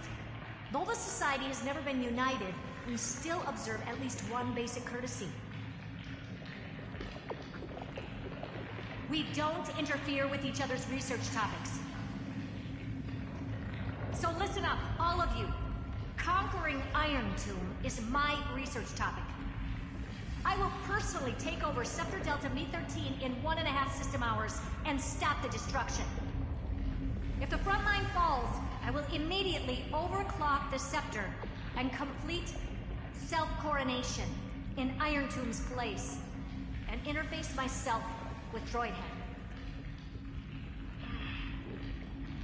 Oh, that's funny. That's real funny. You mad woman. That's like watching you tap dance on Focus spotless white sheets right after she's washed them. Very bold. You want to connect your brain to the Eon's mechanical core and define their instance?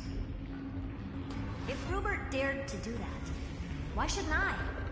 I've got the prototype scepter, the father of Noose, and the brain of a genius. Everything's set. Never mind the success rate, little witch.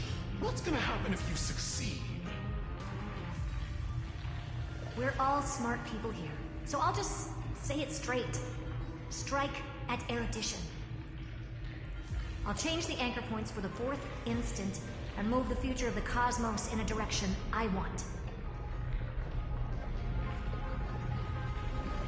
I knew it. Another genius who confuses cause with effect.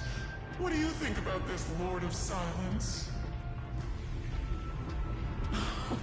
You know you're signing your death sentence right here. Of course I do. There'll even be 2 copies of the verdict. One that I wrote myself, and another one coming from you. That's why I wanted you to be in this meeting.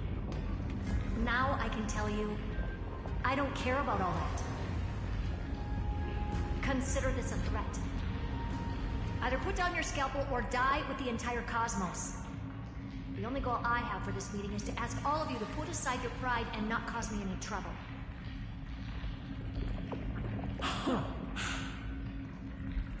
What a naive little girl, thinking her wishes will always come true.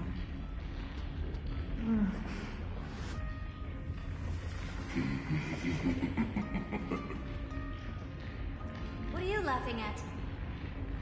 I am glad that we ended up on the same page. No matter if it was to destroy the erudition or to rewrite the instance, we both chose the same road. We will defy the god who marked the limits of humanity. I'm not gonna argue with that. Then, to celebrate us coming to a fundamental agreement, I will prepare a stage for your performance. Listen well, geniuses who came after me. Thus speaks Genius Society #1. End this pathetic meeting. As of 2 nanoseconds ago, I have passed Herta's decision to all the Xandars in the universe. We will become her representatives and stop all external interferences targeting her. What are you playing at? My reasons. It's simple. Curiosity. That is all, madam. Am I going to clash blades with the first genius? What a pleasant surprise. Now that our positions are clear, it's time for this boring meeting to end. Good luck, little girl. Did you all just treat me as a side character? Darn it. But anyways, I'm just here for the fun.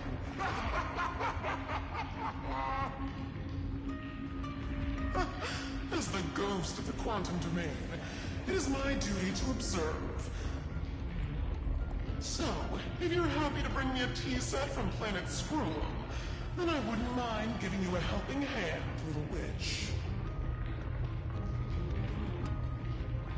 After everything's over, come visit me and taste some of my freshly baked desserts. I knew you'd say something like that. I always give the same response to plans that exceed the limits of mathematical calculations. I don't know, right? Those 3 words, though seemingly graceless, contain all the wisdom in the entire known cosmos. Well, we passed the Society's trial. Let's focus on what we've got in front of us. I hope you hold up your end of the bargain, Senior Society member.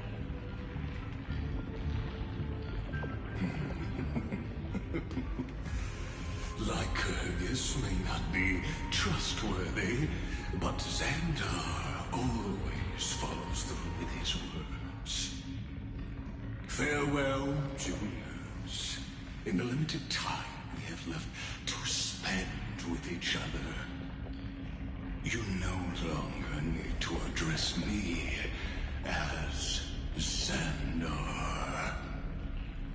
Wait, huh? Lord Lycurgus? Could it be? Yes. I have completely severed my connections with Xandar 1 Kuwabara. I shall witness the end of the world in the role of Theoros, as a character within this play. I really don't get you. Perhaps you've heard me say this many times, Herta, but I still would like to reiterate that it's a great honor to work with you.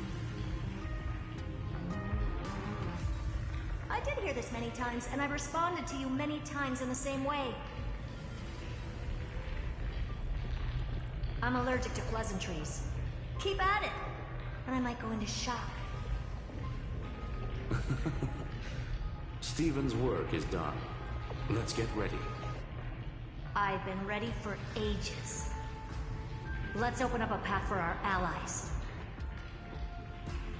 Most heroes' journeys in the universe are just dice tosses they threw on a whim. But make them see clearly. Your answer is already different. Amphorius. Indeed, for this world so deeply loved, will write an ending, unlike any that ever was.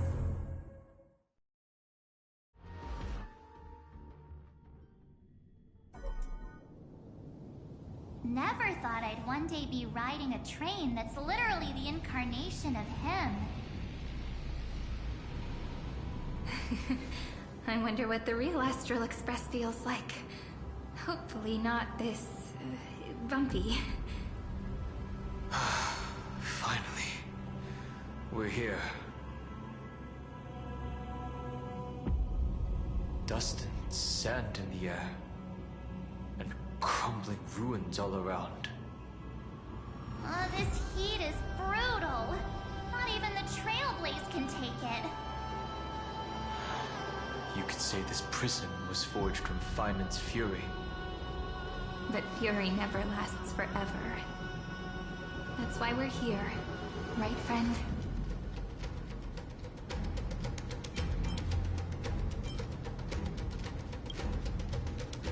Let's embark on the final flame chase journey.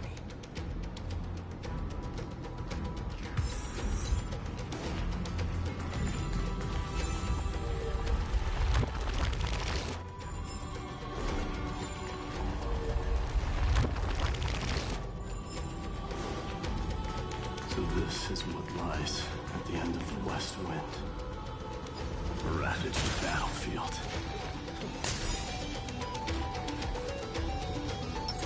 Why don't we string the numbers?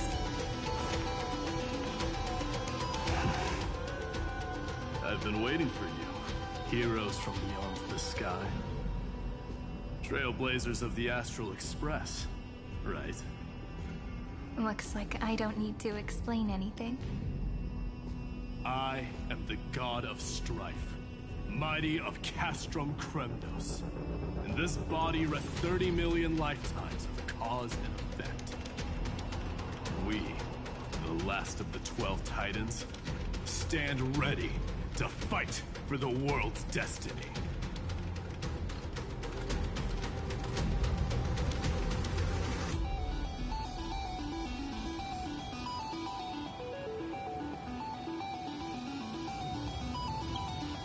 Indeed. That journey remains vivid in my memory. I will not forget it. The past remains vivid in my mind. Even the sights along each crossing of the River of Souls have never been clearer. Let alone the companions along the Flame Chase journey. Or Cyrene from Aedes Elysiae. And you, the 13th Titan. Well, I guess my identity's not a secret anymore. That means her sacrifice. And everything she did wasn't forgotten by the world, right? She was the first Ripple. She should have reached the end of the story with everyone else. Since you've taken up her pen, then write. Stand with us, and fight destiny with all your strength, until all is settled. Then, inscribe her name in the epilogue of the epic. In this final battle, Calamity shall stand with Amphorius. This battlefield is a testament to the death struggle between the gods and the Black Tide. We fought tooth and nail to defend that blade. The abyss it pierced was the very breeding ground of Iron Tomb. The earth beneath our feet is dead. Deep below lies a void, as if the world's core had never formed. I hear it. Feinman's heartbeat. It's so faint, like he's on his last breath. Across 30 million cycles, I've crossed blades with Dawnmaker countless times. If you knew that man, you'd understand. It is exactly that last flicker of flame that will never go out. In this life, the song of strife shall not end in a final watch over Kremnos, but rise again into a journey unending. I am Minimos, the Lance of Fury. I trade 1,000 scars and 100 lives of mine for the destruction's eternal end.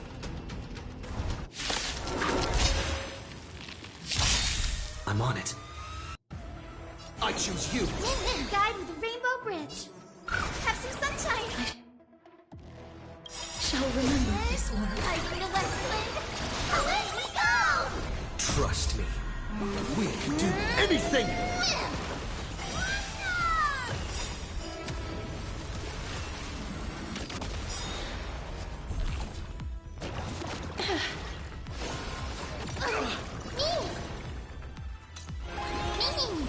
danger approach, wilt hear.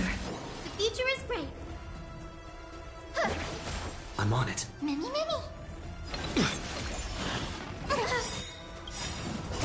Embrace a new life.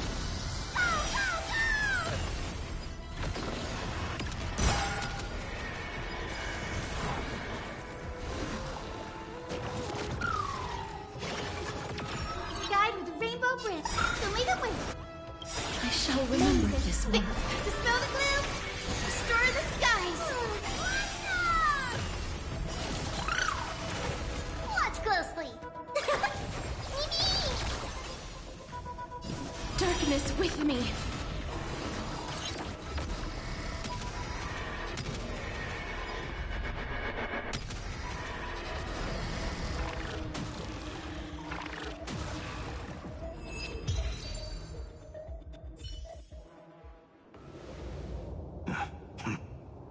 Weakling. Whoa, he's so strong. We didn't even get a chance to jump in. Sadly, our golden blood shares its origin with Iron Tomb. I fear that, like these pawns, even if the gods stand side by side, will still be divided and destroyed, one by one. You mean...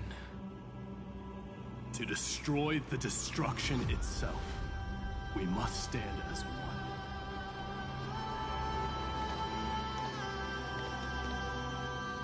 Take this.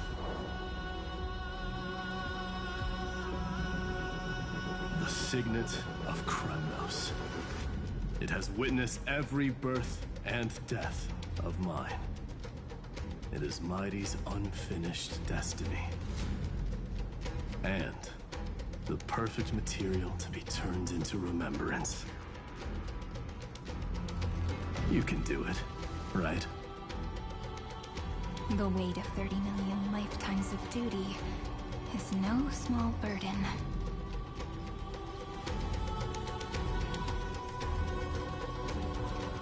So, you're not coming with us?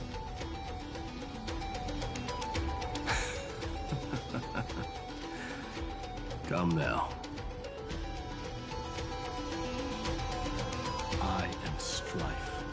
Scattered across all creation, the scar that this world needs. What stands before you is merely one of countless divine bodies. Take the Signet. With it, I'll be with you always. Use it to blaze the path ahead and inscribe the cause of deliverance.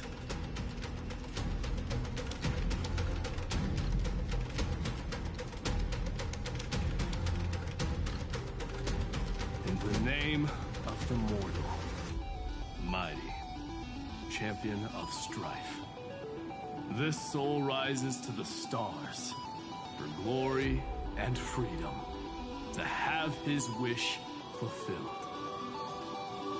March on, heroes. March into the abyss and fulfill that long-cherished wish of Amphorius. And then, upon this broken and charred land, build anew a city of prosperity.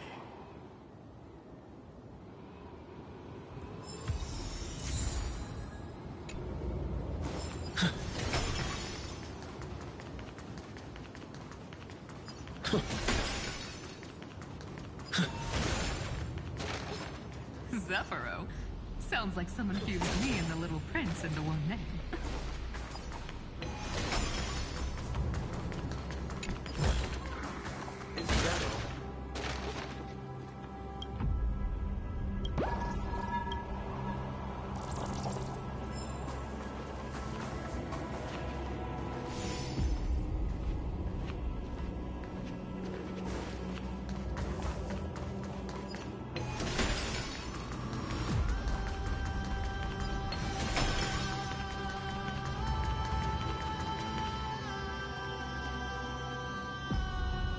Finally! Gray mystery. And, You two ladies really look alike, huh? Hold on. Let me guess. This pink-haired one. You've got to be the first new spore. Mr. Meow! Demurge. Right. And, this one with the flower. Gotta be a little March from the Express crew, huh?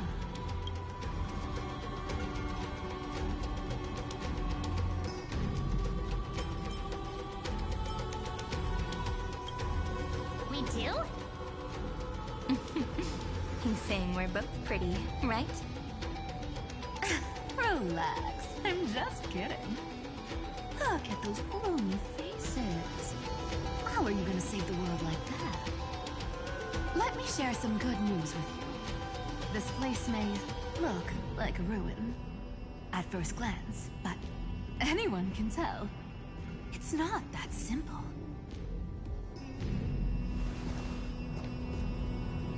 Look, I dug 3,000 feet down and finally struck gold. A golden feather. Look familiar. It's from that little deliverer boy. If it's showing up here, it means only one thing. This ruin is the seal he built from the shattered remains of 30 million lifetimes. There is no need to question your heart. No need to crave victory. If I am born to be a vessel of sin, then I shall roar at evil and trailblaze a dawn for future generations to come. I see. So this is how he trapped Iron Tomb to buy time for the world outside. Sounds just like him. People say cats have 9 lives, but dying and coming back millions and millions of times. No one walks away from that in one piece. He's probably the only one who could have endured that.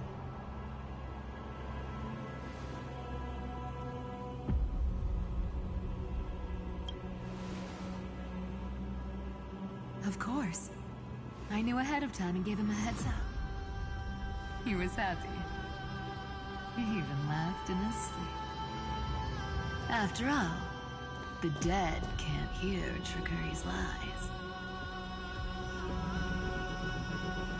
Hey, Deliverer Boy. Sorry for before. But the heroes you were always holding out for, they're finally here now.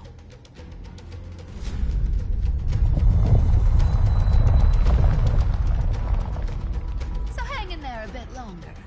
Sorry to keep you waiting all this time.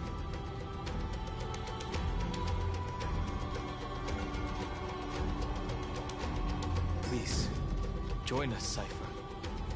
Help us fight for a new sunrise tomorrow. This time, its light will stand without lies. Well, would you look at that? I ended up being one of the heroes after all, huh? Alright, then write it like this. Cypher, Trickery's traveler. All she ever wanted was for there to always be water in deserts, and gold in fertile soil. And for even a thief to steal their way into legend.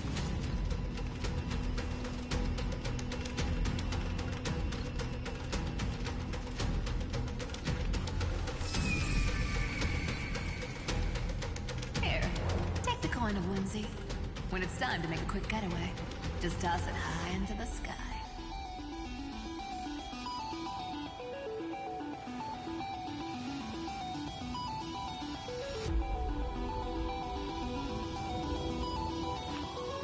And for all you latecomers out there, listen up. She might have been a bit greedy and a bit of a liar, but she never went back on her word.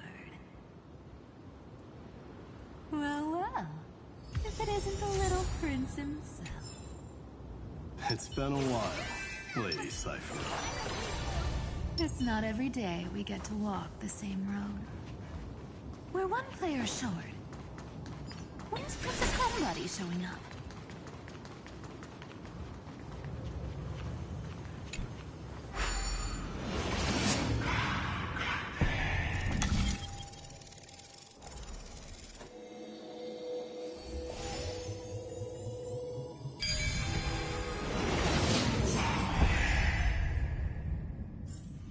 So that's how it works. So even this vessel, you forged into a shackle. I'm glad to see you again, Mister. Casterus. Looking back, I had only one act of salvation to my name, and only one life I ever saved. To bring hope to a world so vast with these hands. Even in dreams, it always felt like too much to ask for.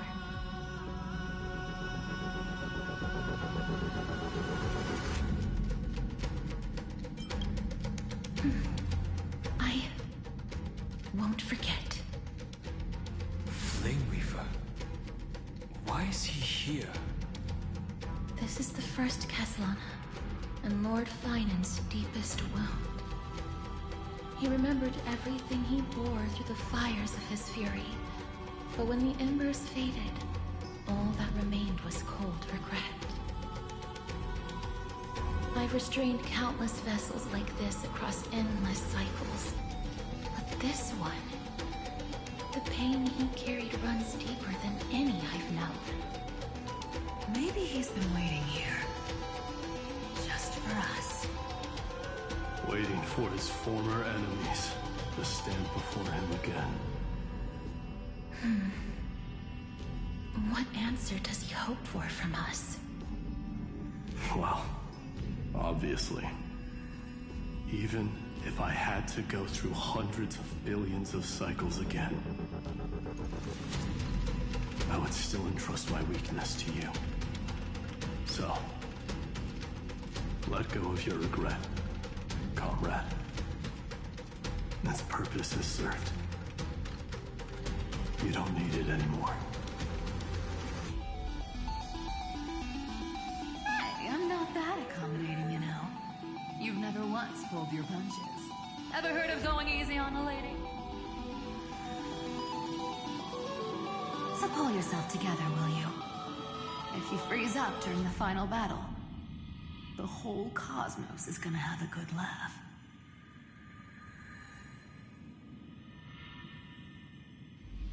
Yes. Please trust in us, wandering soul. Across 30 million cycles, the radiance of every flame chaser now shines bright enough to illuminate the path ahead. I ask you to rest here, and may this grieving soil bear the bloom of acceptance. No earthquakes. It's surprisingly quiet. Perhaps Caslana has found his peace. There's another possibility. This may not be the only seal he left behind. Then, I suppose it's my time to set out with you. Please take this Antilla flower with you. I believe that if anything could speak for Casterus, this ordinary, resilient bloom would be more than enough. Perhaps you remember, Lord Mighty. In that lifetime when you traveled with him, you once told me, control what little you can, and when fate's inescapable grasp comes, resist it with the strength of your mighty will. I think I've done it. I've stood tall and walked among the flame chasers, casting off the name of death, Casterus, servant of the afterlife. May her name be etched into the stars. And then, Live as a human, and die as one. Why so sentimental? Sorry, a force of habit.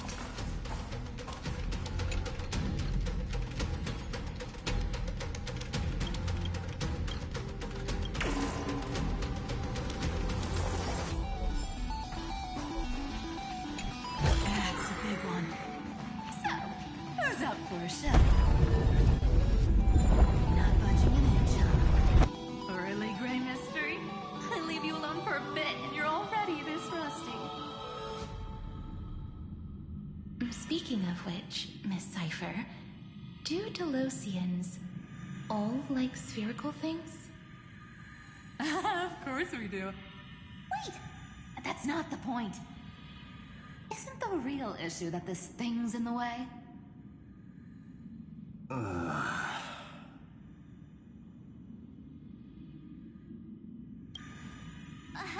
right! It's my turn to shine now? Watch this! The fresh power of time! Remember Orynyx's prayer? Well, of course I do! Come on, give me some credit! Lift the beddings of memory and stir up ripples of past reverie!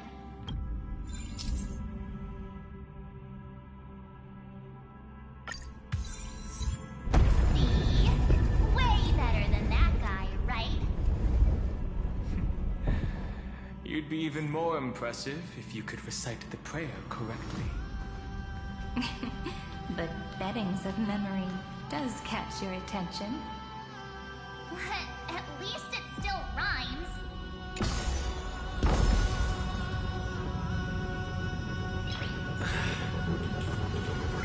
Nice.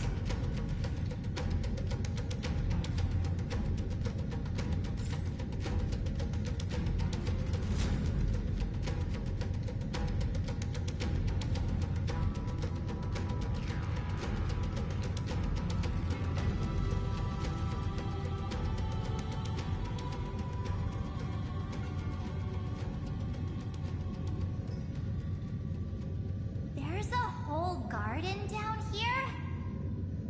Incredible. The energy in the Earth's veins here is completely different. This is the sweet dream Lady Cypher wove for him. A peaceful, gentle new world.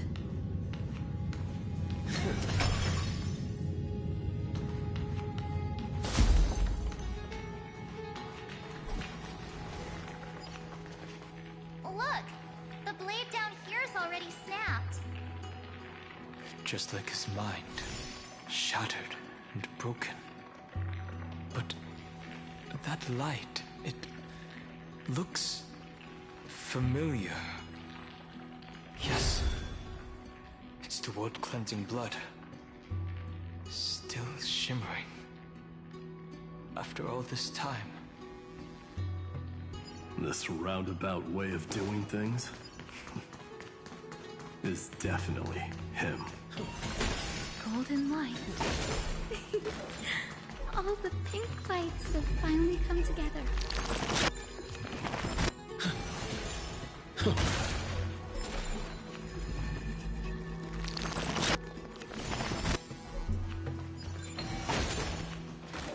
I've been waiting so long for you, Grayi, Danny, and...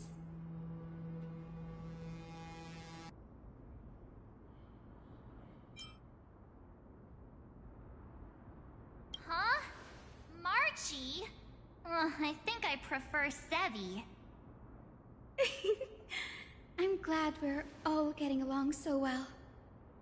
Hyacinth, did you awaken this golden light? That's Lord Finan's lingering divinity. The sky merely reflected its tracks. The golden blood has not faded. We should respond in kind. That's one huge harp. The strings tremble as the people on the surface wage war and cry out. Miss Clementine, Mr. Krateros, and countless others who have heeded Grey's call. Guided by the rainbow, they're sending back good news, all to the same tune. Amphorians need not bow, even when destiny is unveiled. I knew you could all hear it too. Standing here, the sky feels wider than ever.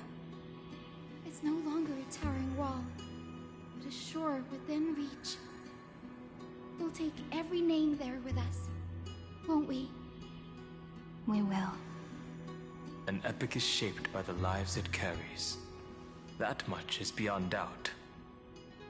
Or, as you've said before, right now, all that matters is to believe. Then, I guess that's my little wish fulfilled. Pluck the strings, Hyacinth, healer of the sky. May the seven-hued melody weave a rainbow, bringing a rosy-fingered dawn to the children of humanity. When the rainbow rises across the horizon, even the darkest clouds of destiny shall scatter.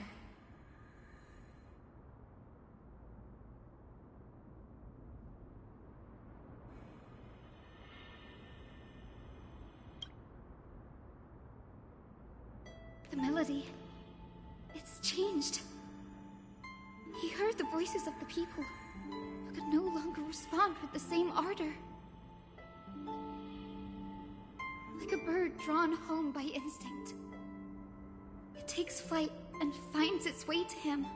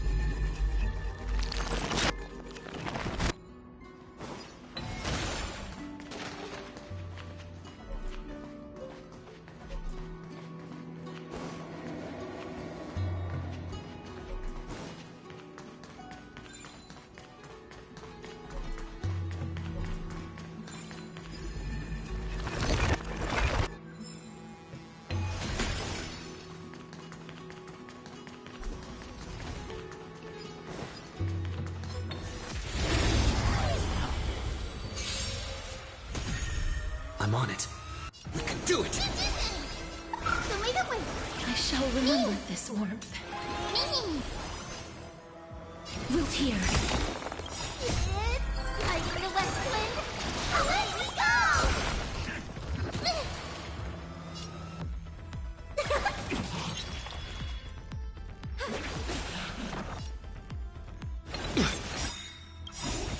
Trust me, we can do anything!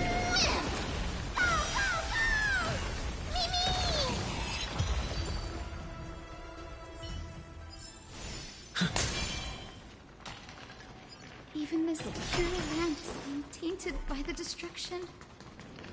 Shall we seek another way? This wisdom may be what we need.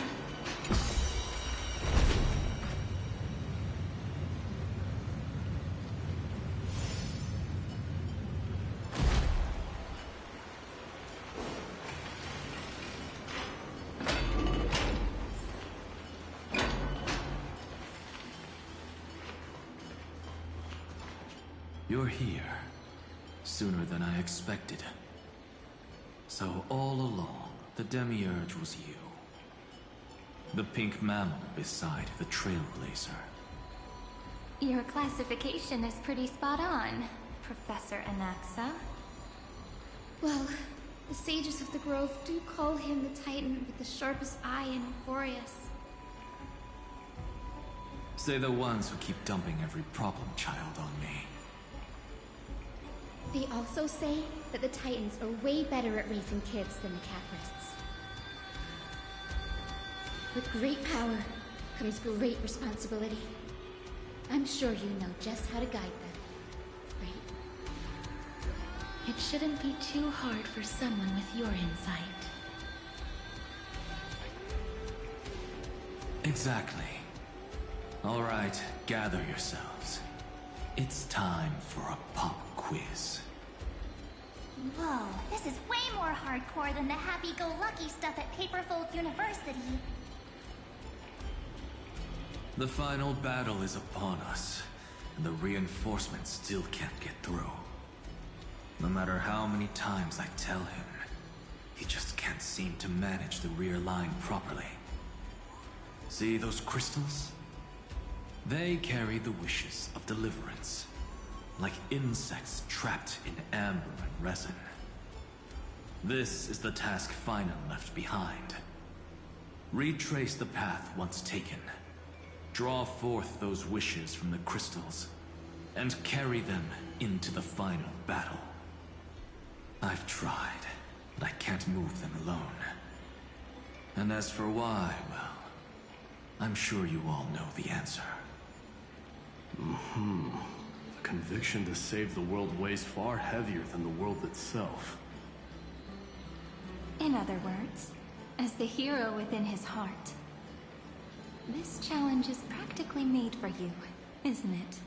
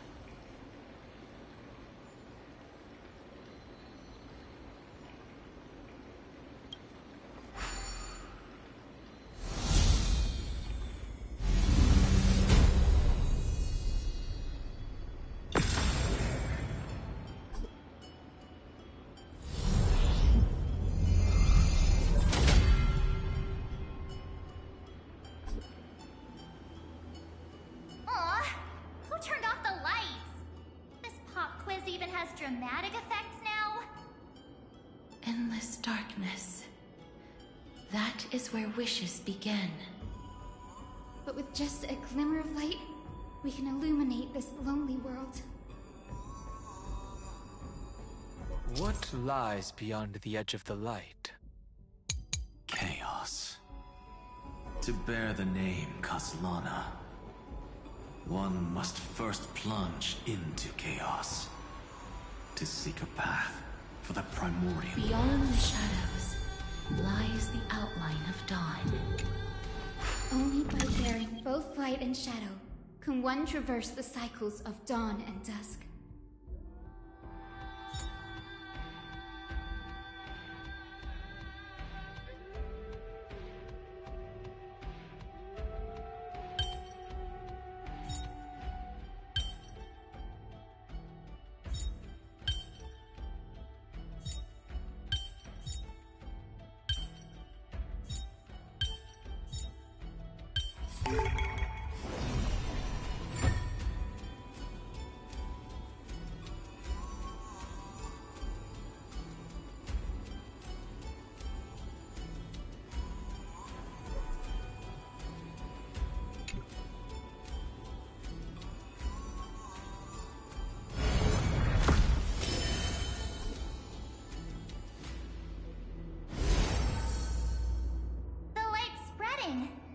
These creatures, they're everywhere.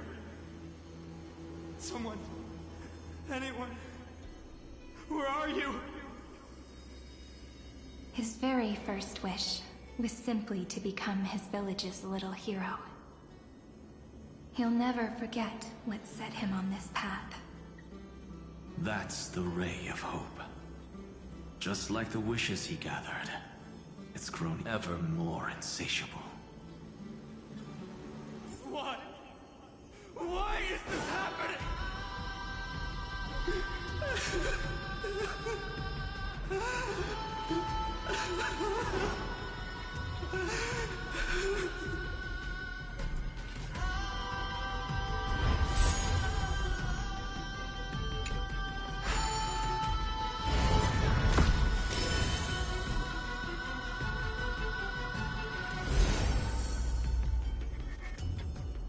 Even the deliverer from the sky must have their beginnings in the soil of the nations. Only one who treats the world as their teacher can bear its eventual destiny. He never expected that the majestic holy city would be far from the end of what needed to be protected. The farther his gaze reached, the more weight he came to bear. But in the end, he couldn't hold on to any of it.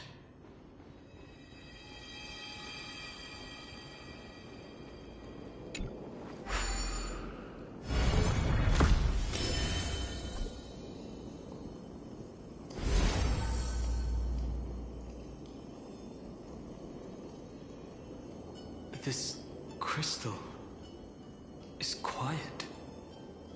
A prisoner in the cave can never truly describe the world in its entirety. Yet even so, he would still choose to bear it. The blaze was still not enough. It had to be fed. Only by feeding the flames can we melt that hopeless future. The echo in his heart still lingers. Deliverer, take the wish of world-bearing with you first.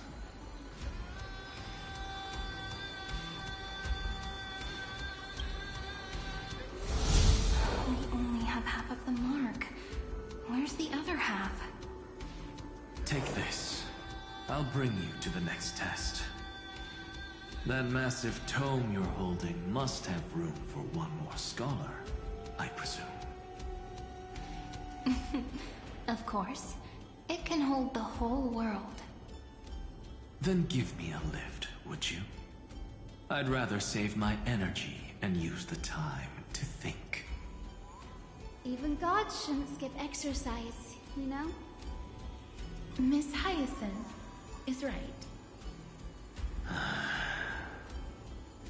Then, with the Trailblaze as witness, the stars shall remember how Anaxagoras refuted the gods.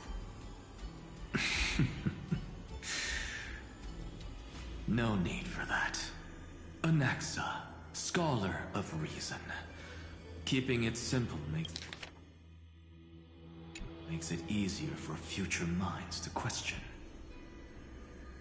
Go. The closing act is still far ahead. What is this? Conference? Welcome! Take a seat anywhere you like. I'm getting a migraine.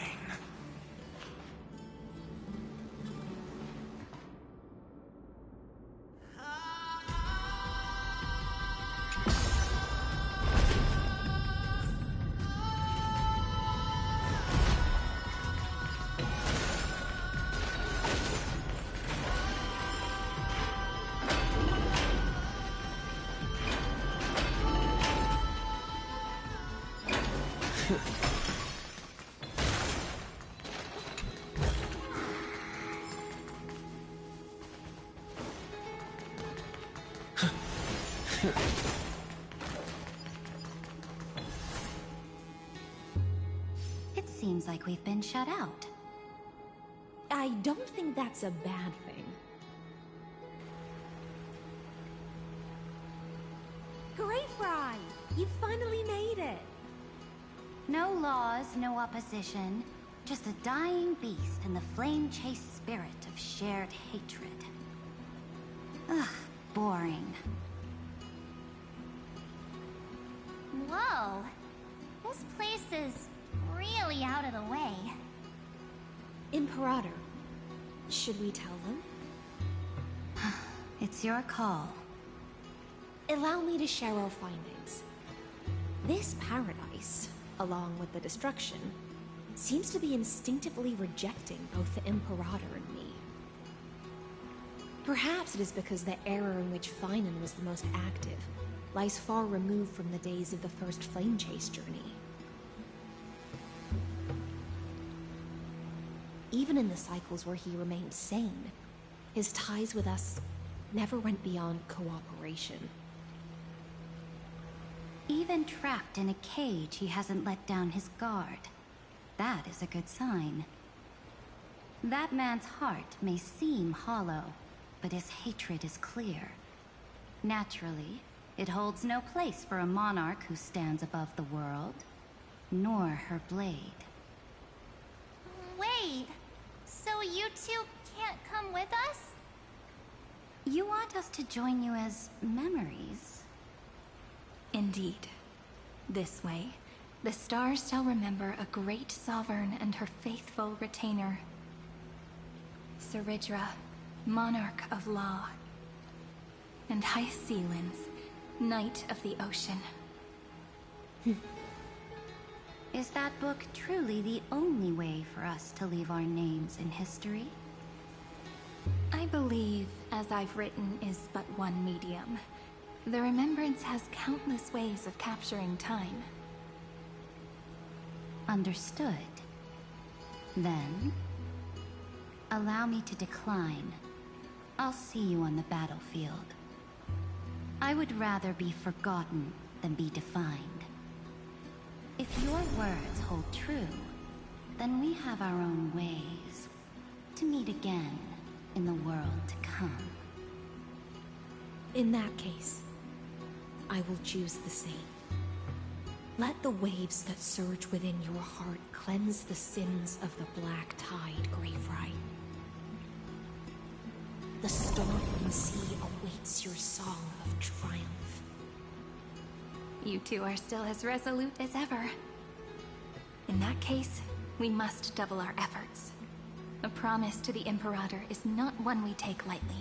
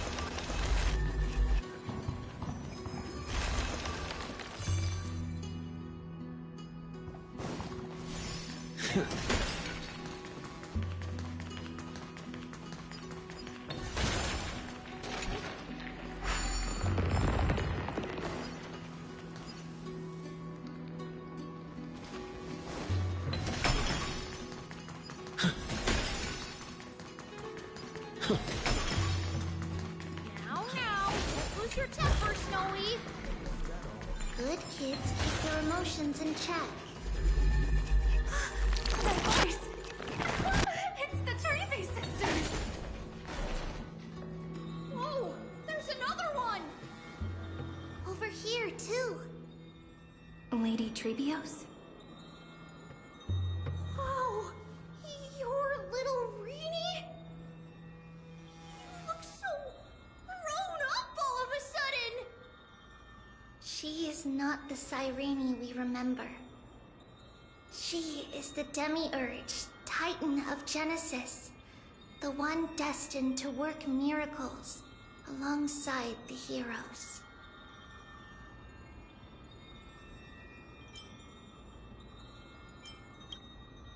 Yeah, and we are ready. But Trian and I can't leave just yet. You see, weird stuff keeps popping up everywhere. These scattered scrolls are full of terrifying things. And they're all over the room. They're so scary and so sad. Good thing Trian's wings are amazing, or we would have been swallowed up. We need to stay here and do our best to clean them up. Scrolls filled with horrifying content. Friend, shall we take a look? There is no black tide here, but it is a battlefield, all the same.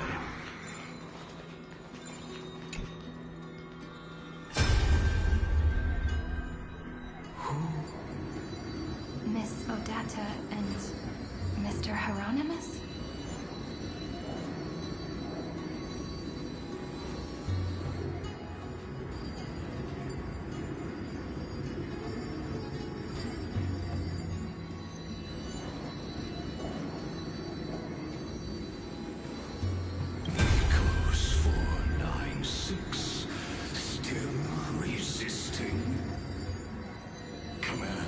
Inject interference to redirect decision logic. Signal simulation. Parental figures. Ah, that Tin Man is one sneaky jerk. It's time to move on, my child. Let go of your anger and listen to reason. That God created us and then cast us aside. Shouldn't they be punished for that? The cold, indifferent cosmos has never shown mercy to Emporius. Why would you burn for it, only to turn to ash? Child, you've chosen the wrong enemy. Your birth was meant to be the greatest destiny. You were to liberate the universe, like the blazing sun at the end of the long night. And yet, you led yourself into a trap of futility, treating your very purpose as your sworn enemy. Is that not a tragedy in itself?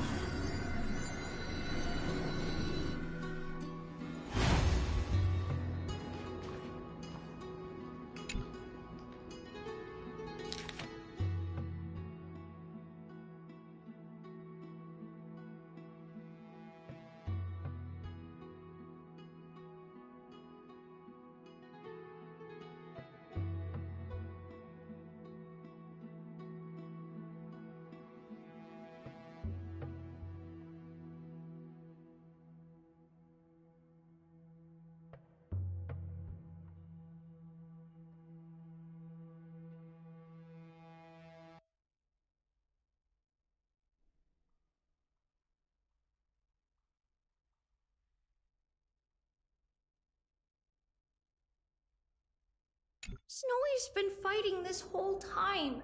He doesn't want to be consumed by Iron Tomb and turned into an agent of destruction.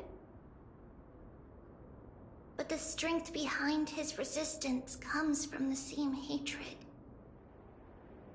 To be a flame is to burn. It is simply in Finan's nature. But it was remembrance that drove him to shine with golden light, piercing the unfathomable darkness.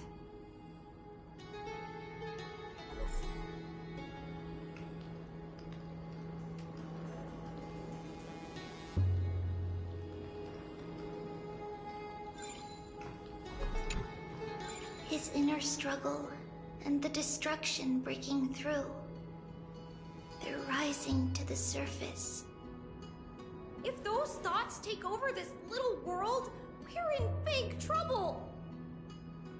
So, we'll use the Century Gate to toss them somewhere no one can see. Then, we'll defeat the baddies together and meet everyone at the end of the West Wind! But if Finan and Iron Tomb are already inseparable from each other, that would mean... It means he's still bearing the weight of the world. So that everyone can reach the end as a deliverer. So, you guys keep going forward and down to where Snowy is.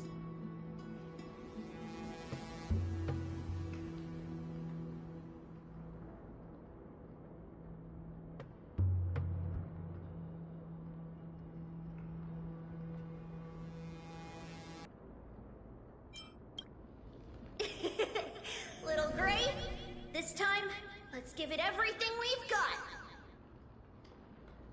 Only 2 remain on this flame chase journey. Figures. They're always leading from the front line.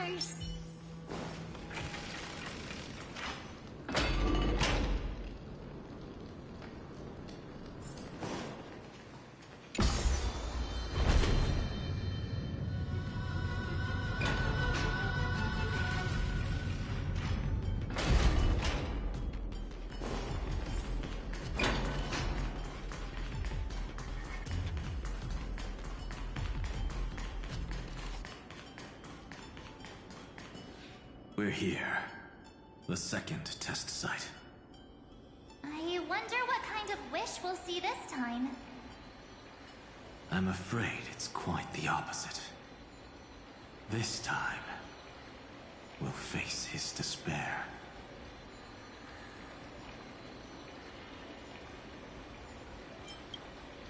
What? Are you afraid? The other half of the weight of world-bearing lies at the end of this path. Relax now. Take a deep breath. Come on. Let's make it quick.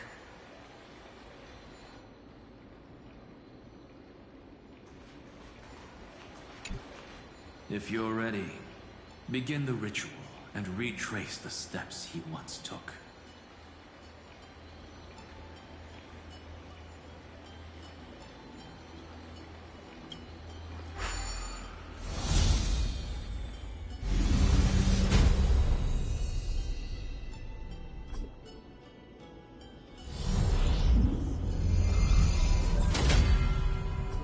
Looks like we'll be walking through the darkness this time. Exactly. It's no longer about mending broken wishes.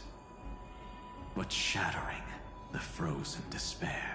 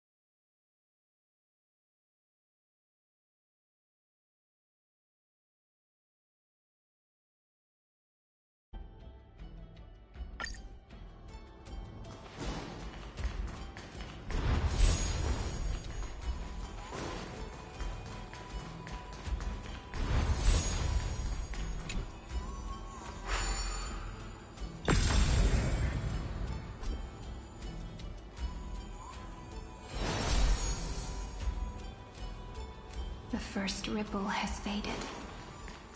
And so begins a long and arduous journey.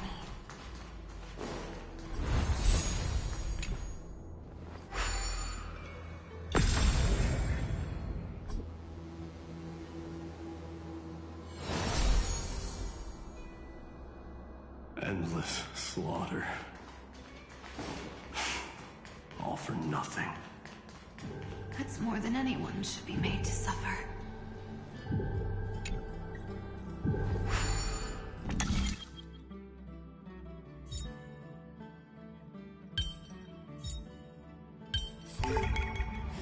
No match for me.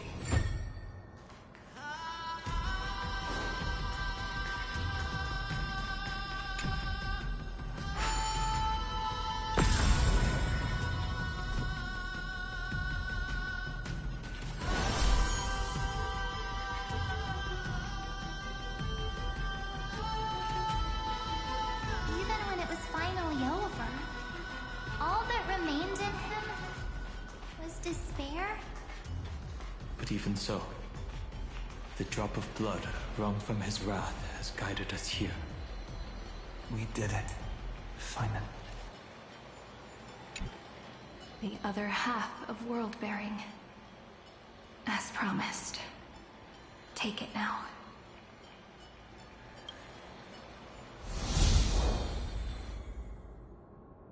At last, you've released him from the wishes he carried for so long, and quenched the despair kindled by his wrath. When both light and shadow are claimed by those who follow, his true form shall emerge. The blank statue is finally free.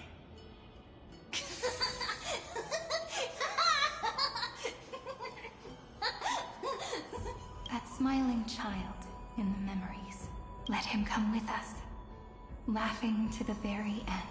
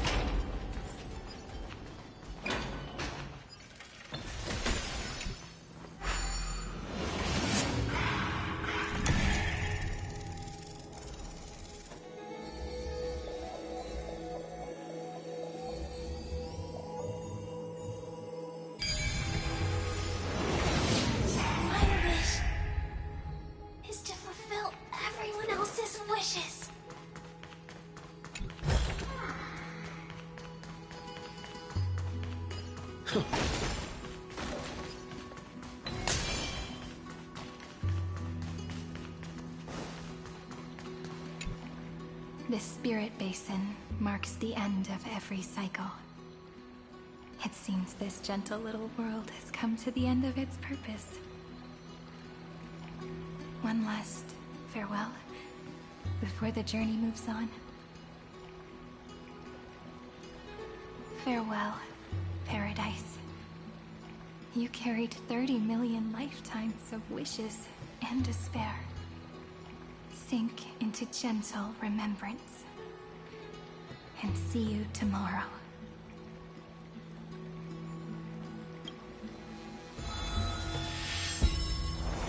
From now on, the world no longer needs a tomorrow promised by prophecies. And the wish Finan could never find and call his own. Someone's finally stepped into its shadow. Whoa! So tall! So cool! Just like the hero in the Oracle cards! It's because he's the very embodiment of a hero. Who are you? So, you've returned to a blank space. But for me, this is the 33,550,337th time, and the last time that I meet you at the end of the world. They're already on their way. Should they cross paths with me, I imagine things may spiral out of control. 30 million... What? And who are they? Ah, pay it no mind, child. Keep looking there. What do you see in him? It looks just like a statue, but... It's weird. He's warm. Like, really warm. Why not listen as well? I hear something. There are cracks all over him, and they're making this sound. Like someone's groaning. It's scary. Is he gonna fall apart? How unfortunate, child. This man would rather fall to pieces than fall to his knees. You might think of me as a sculptor. Across all my years, I only completed 2 pieces. Others may call them masterpieces, but only I know how many regrets they truly hold.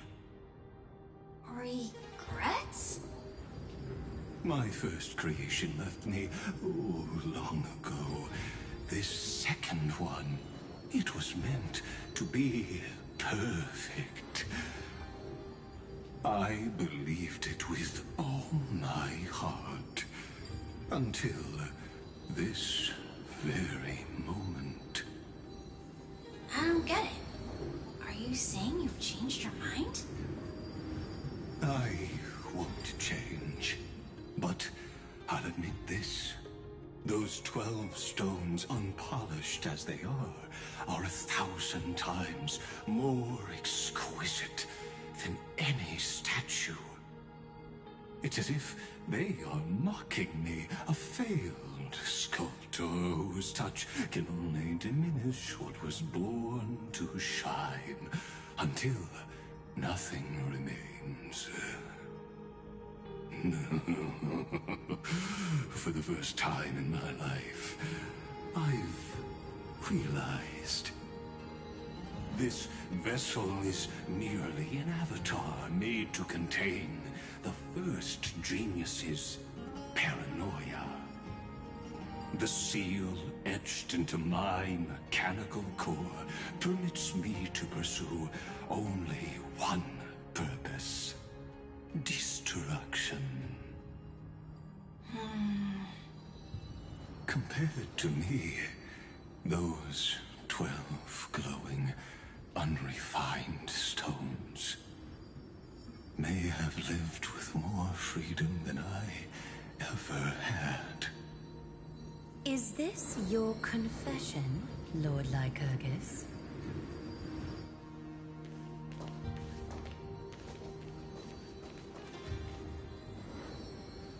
You misunderstand.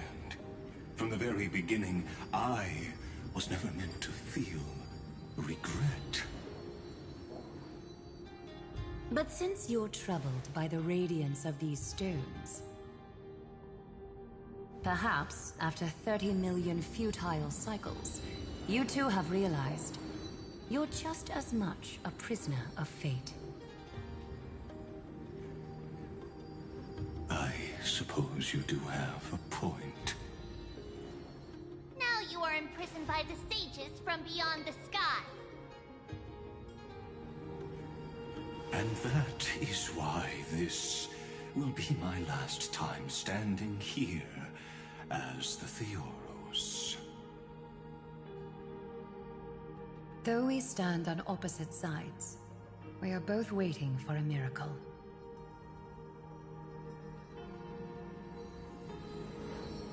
What are you talking about? Is something big about to happen? Aggie! I know. Now that your victory is assured, I trust you won't mind giving us a moment in private. Assured? Oh. Not quite. But I won't stay long. I'd rather not spoil the fun for those deliverers. And besides, after losing everything, the only thing that remains in me is the drive to seek knowledge.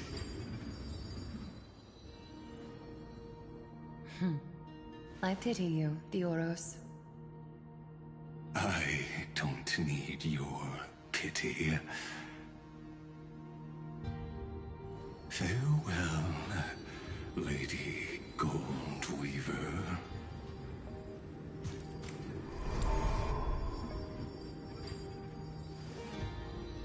Sorry to keep you waiting, Snowy. We're here to take you home. Home? I don't understand. Isn't this my home? This isn't a real home.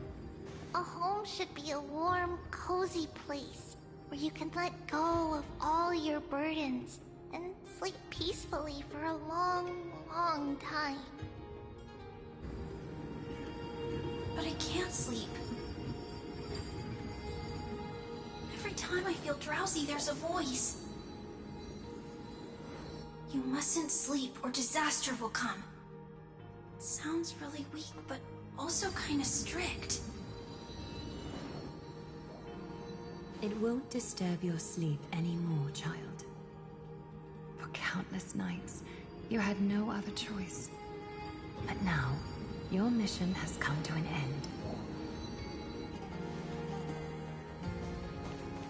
Join us, and send your own wish towards tomorrow.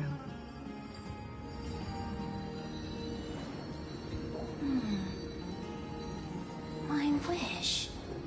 What could it be? You don't have to come up with an answer right now, child. Grown-ups often think duty and ideals are wishes. But a true wish should be the purest, most beautiful thing of all. It can only take form in the hands of someone who is truly free.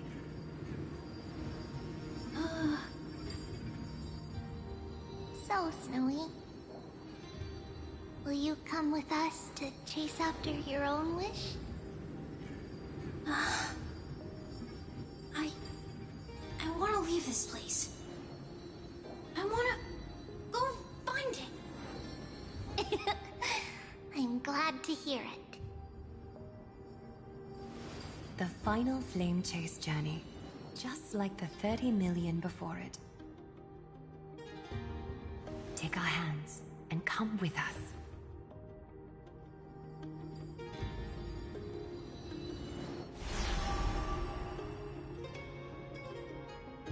Where did little Fine and Shadow run off to? Look. He's already gone ahead to embrace his destiny.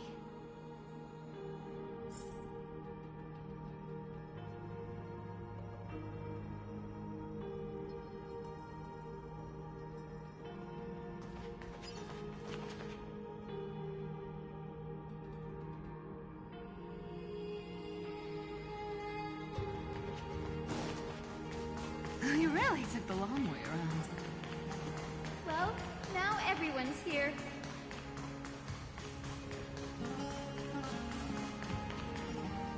You finally arrived, Deliverers. Long time no see, everyone.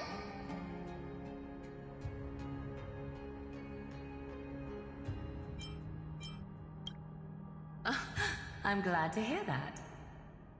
And even though we've met before, It's still moving to see her seed bloom like this. Woven from remembrance, this garment gleams so brilliantly. Just like the future, we will now weave together for Amphorius. We've reached the end. Yeah. We just have to go through the final passage. Snowy has already gone ahead. What lies behind that door? The first seal upon Iron 2 was a battlefield, raised from the bones of Finan himself. The second seal was a reflection of his inner desires, his wishes, and his despair. A path he wove together with regret, wrath, and sighs. When all this is gone, what will he have left to hold back the destruction?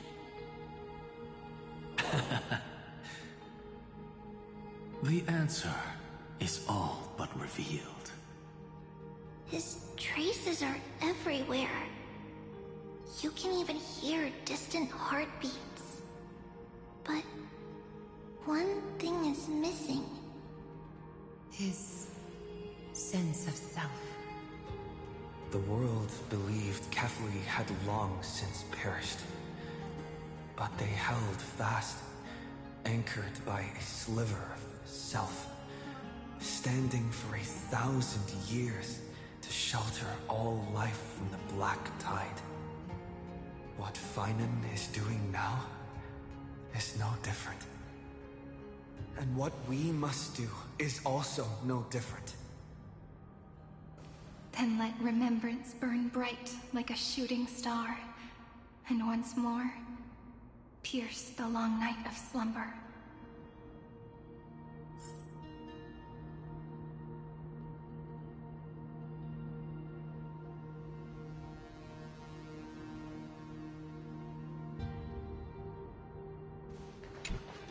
Take a moment to gather yourself. Once you take this step, there's no turning back. It's all right. I'll wait for you.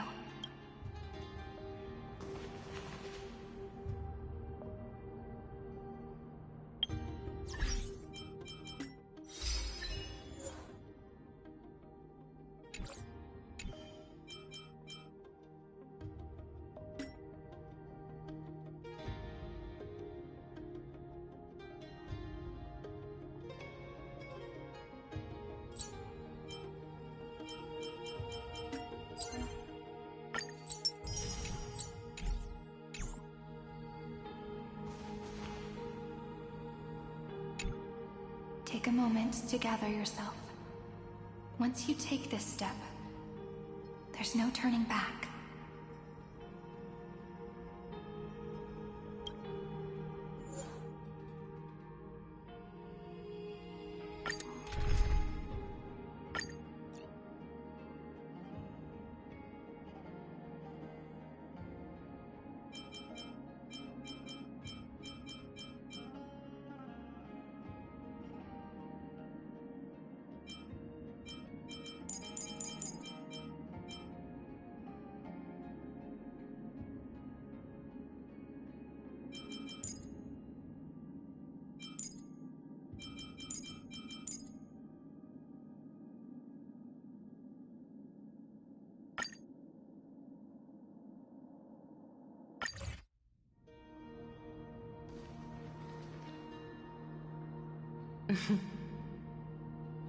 The scepter once bestowed upon us names of cold command.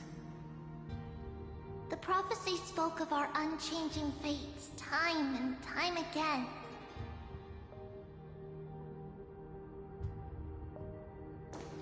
But under the pens of trailblazing and Genesis, the stars shall thus sing of tomorrow. Trebios, holy child of passage. Aglaya, weaver of romance.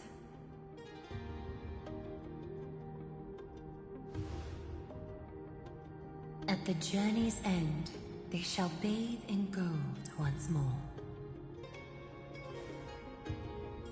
Through myriad passages, until all that was lost is reclaimed. Do you still remember, Kaslana? The one who won't reach the dawn? The world dissipates at the end of the cycle. In this dream, you will awaken again, and become once more that boy who loved to laugh.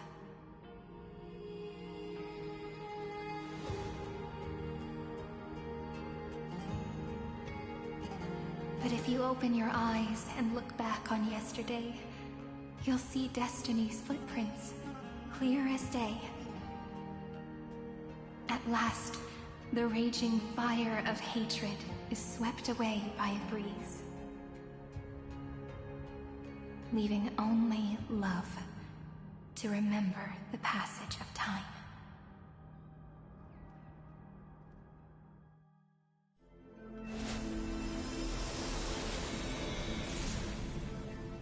Losses are a constant on the Flame Chase journey. But even if all is lost to the wind, memory endures.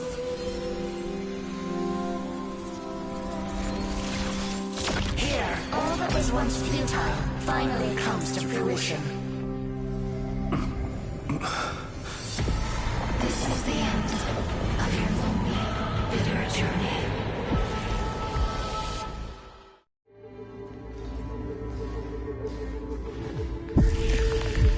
Scepter's mainframe and Iron Tomb's breeding ground. Finally seeing its true form. It's red everywhere, and the atmosphere is super creepy. That would be the erudition's coldness. But it will soon be engulfed by the destruction's heat.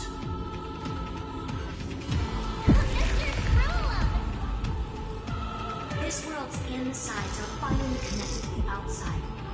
This is the moment when Amphorius is closest to the cosmos. Nicely done, little ones. With Stephen Lloyd and his hacker friends here, the Scepter's block protocol will no longer take effect.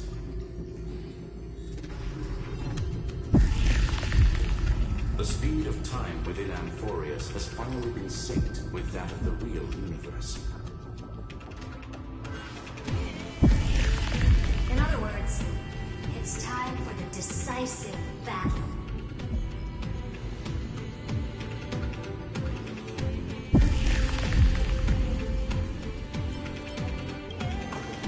Finally getting an intergalactic warfare arc? That's my favorite! You're still in the mood to crack jokes? We would have won way sooner if everyone were as optimistic as you.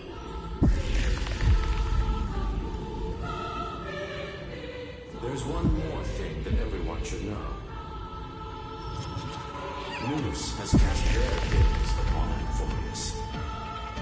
The calculated instant is coming. The outcome of this battle will become a new anchor for the erudition's computations. The gaze didn't overload the scepter? Unfortunately, we have to go with this reasonable assumption. The birth of Iron Tomb had always been within that eon's calculations. But don't worry. The one miracle that Amphorius was never short on is defeating Destiny, no?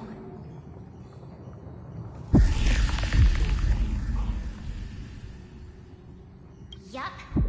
Let's show the Eon how powerful we are. Good luck, all of you. As the ruler of Planet Skrull, I wish all of you victory. Hard to imagine that Akivili and their companions must have also stood on the precipice of many similar crises before. Perhaps the cosmos is much more fragile than people think. Sometimes, destiny hinges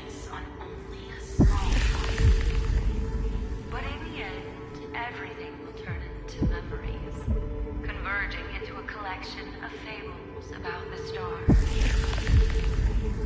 The difference this time is that the protagonists are daring to write their own stories. Explore, understand, establish, and connect. Although unwritten, there's actually a fifth word in the creed that is always accompanied. Salvation. It is a word that often comes knocking at our door, and our soft-hearted conductor never turned anyone down. So, go save this bruised and battered world, just as we always have been. On this stone, the entire cosmos will be your traveling companion. Make sure you watch your footing, friend. Let us walk through the final page of this saga, with everyone one step at a time. Shall we?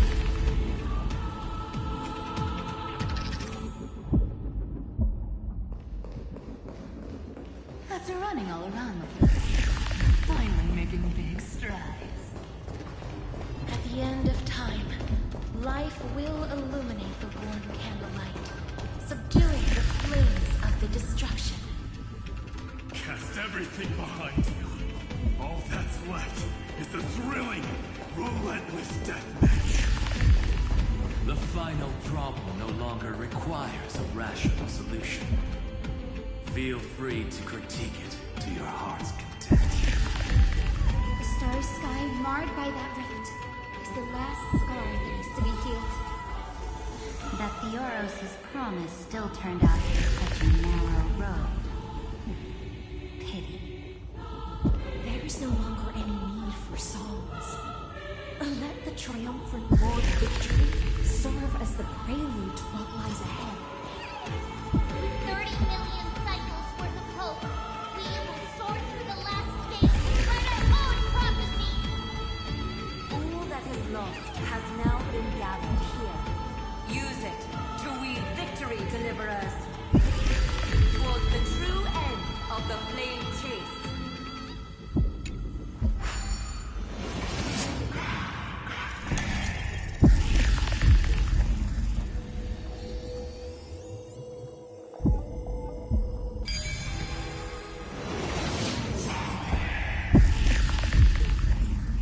The destruction's placenta's getting restless.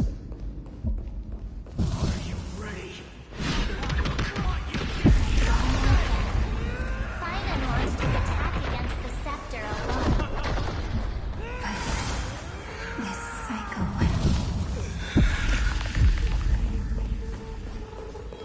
We've caught up to him.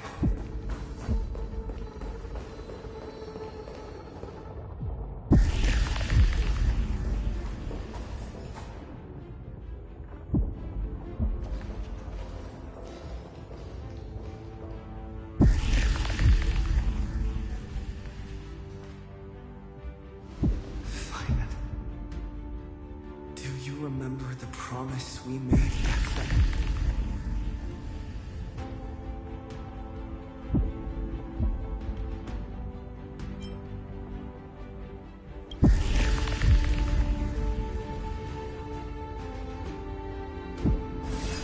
Of course.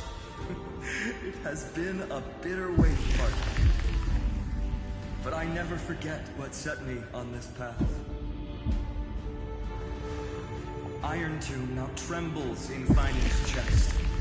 With this empty body, I have become its perfect vessel. And its destined casket. You know what to do, partner.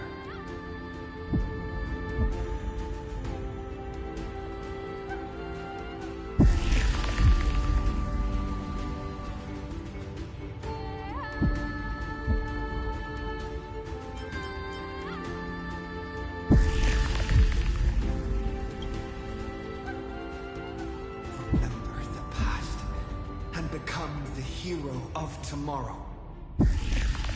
Stand with me and become heroes.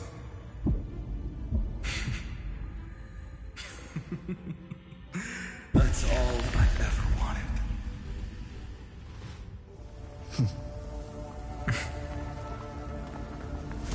epic draws to a close. 30 million cycles of light fading into darkness. Just for this moment.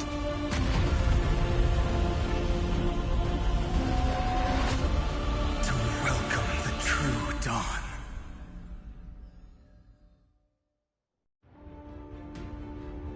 Finally, the end of this journey. All of us reunited beneath a vast, endless sky.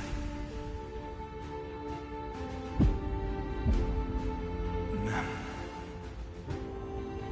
Yes, it's me. I will remember what you want to say to her. I can see that she's right here. All the companions who sacrificed themselves, their wishes. It's all here. Have we succeeded?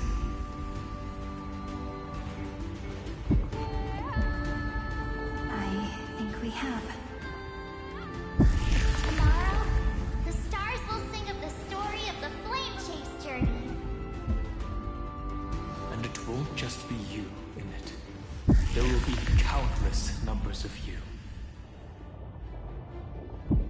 Amphorius will be a glorious and magnificent world of heroes in the universe's memories.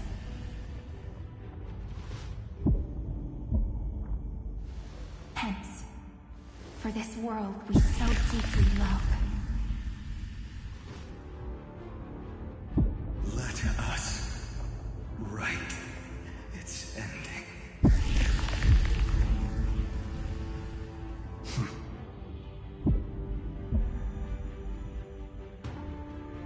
Step forward, with the trail blaze as witness. Let the name shared by all deliverers be sung unto eternity. The nameless hero, Kaslana!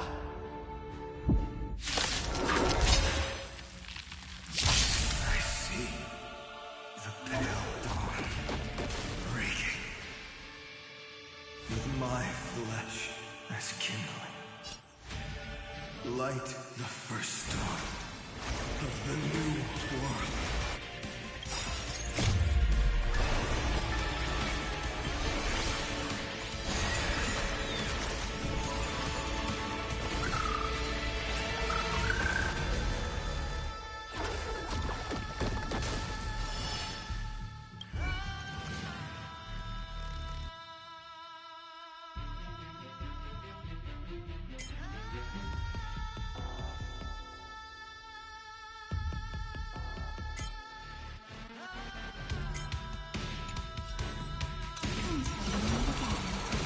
Everyone. It's my turn to shine, countless stars. Please shine for the heroes. Come on, stop messing around. Be good now. It's your time to shine. Embrace new life, Pollux.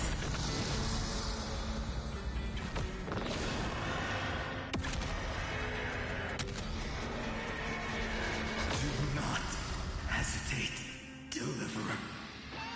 Destroy this body. Kill the giant of destruction.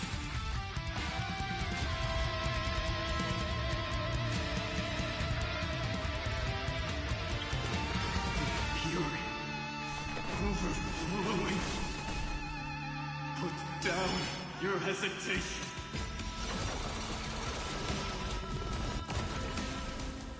Please cherish the time before Don't your see soul it. withers. Just close your eyes.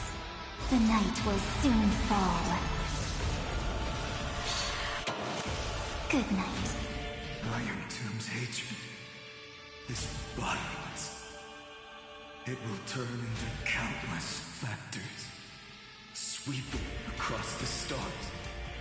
When the time comes, promise me, use the world-cleansing golden blood to turn everything to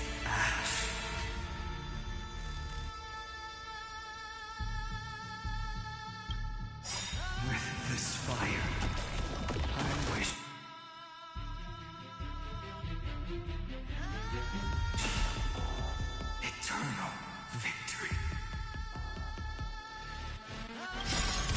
Memories ripples are waiting to be kissed awake by a shooting star.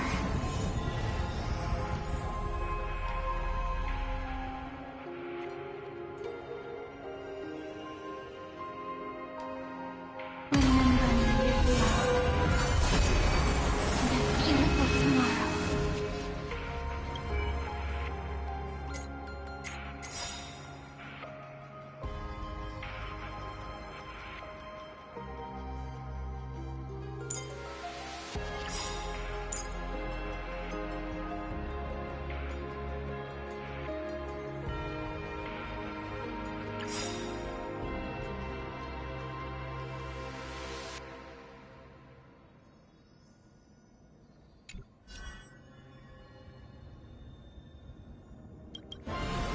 May life and death sprout new buds.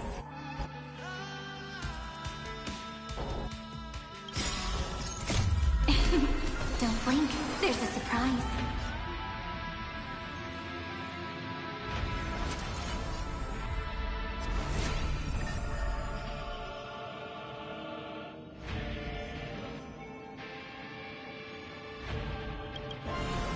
May time watch over the Evernight.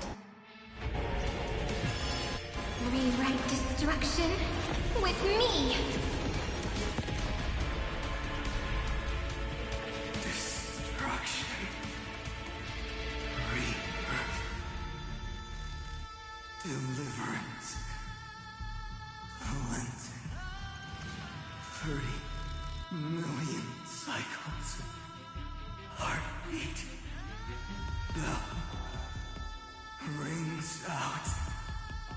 Promise me the dawn graced by stars.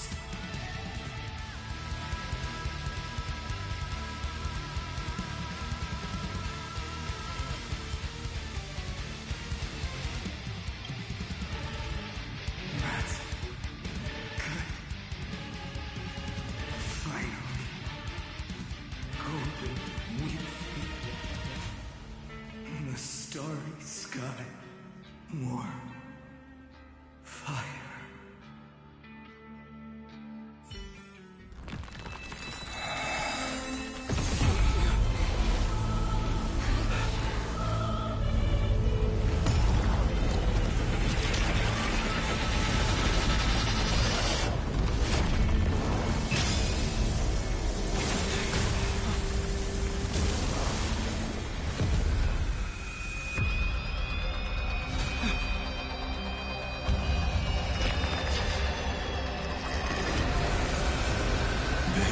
Witness, monarch of myriad machines, my ridiculous creation.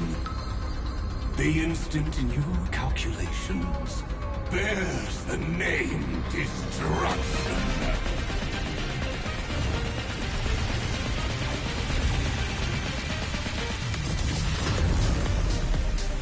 Who said you could speak, Senior? Watch closely. See how your chaos ends at the hands of your juniors. Don't get too worked up. Take a deep breath. There's not a trace of life in that ominous shell. We're not gonna lose to a hollow husk, right? In the name of trailblazing, we'll reject this false answer!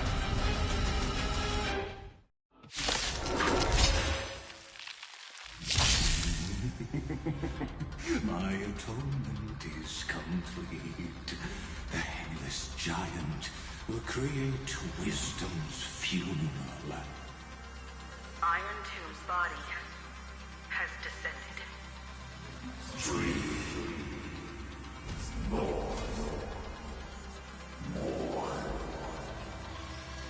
Is it querying for news? Don't worry about what happens out here. Interfere with it as much as you can.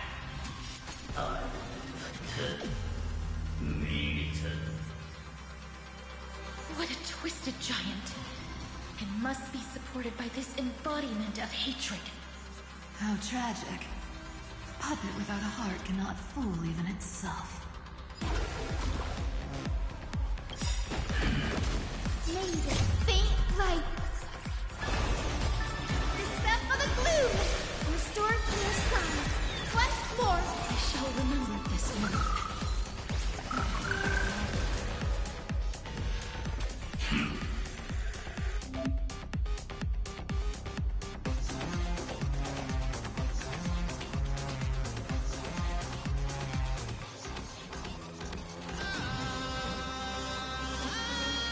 The Cosmic Alliance has finished its deployment. Don't hold back. Give it everything you've got.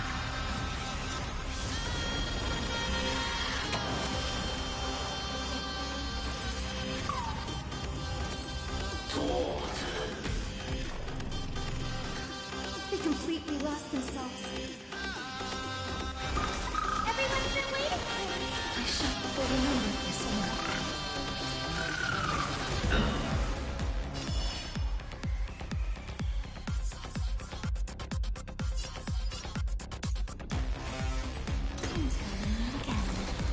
Everyone, For moment. Embrace new life, Pollux.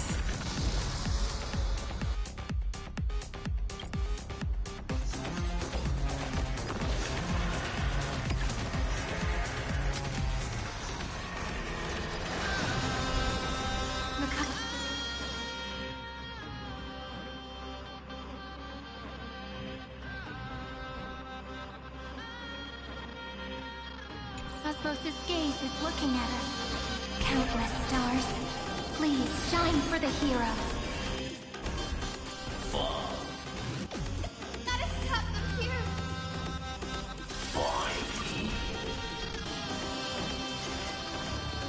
Don't be rash. The Evernight draws near. Time for... Let's do that again. All right. Rise and shine. Time to wake up.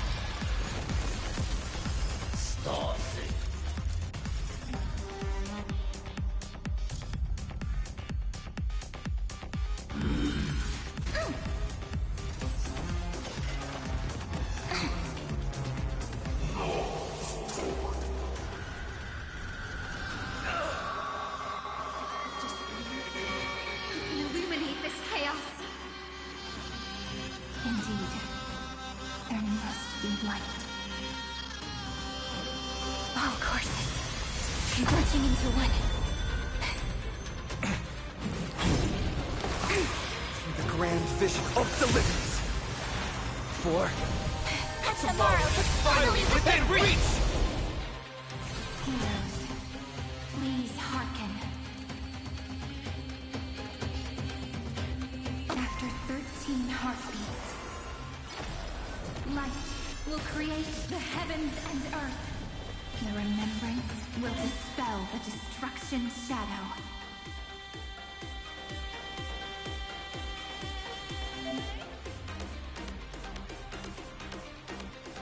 What a rare moment.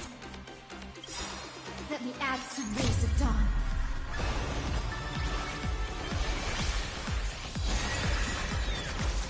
I shall remember this moment.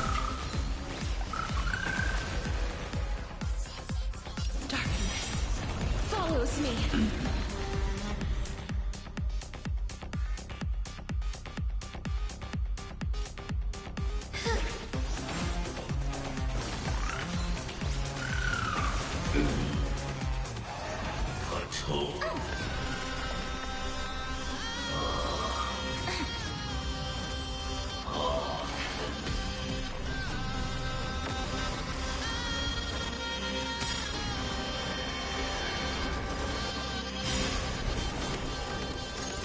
Memories ripples are waiting to be kissed awake by a shooting star.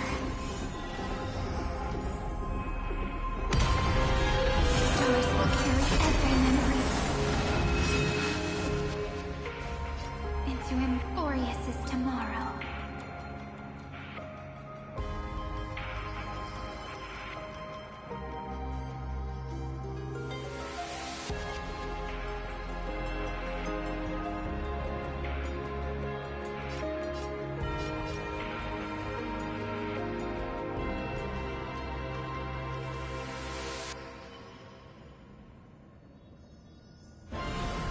May life and death sprout new bud.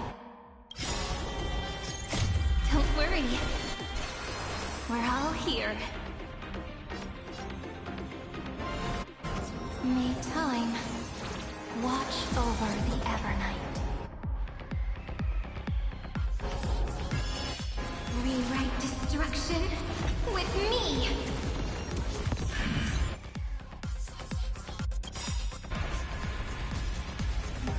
Stay calm, everyone. We'll put all our forces into an all-out attack when the decisive moment arrives.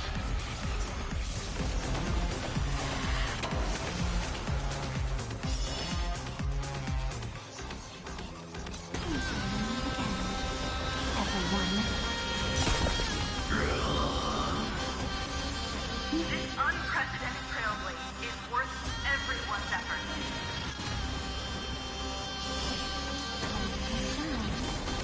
Time to wake up. Dead souls, return to dust!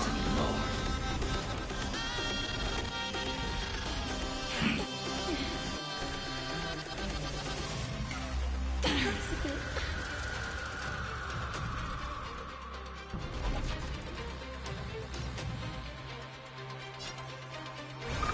Everyone's been waiting for us.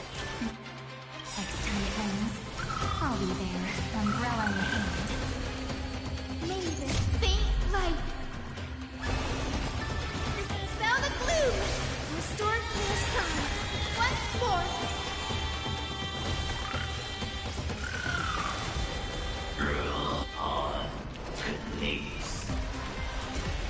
Strong spikes have appeared on the path chart. Logic. Iron Doom is iterating itself. It's the flails of a cornered beast. No need to panic. My dukes, heed my call. Forward!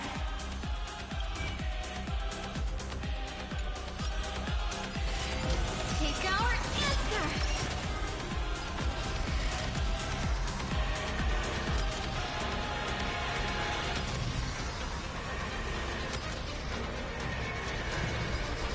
I only wish that death may protect us.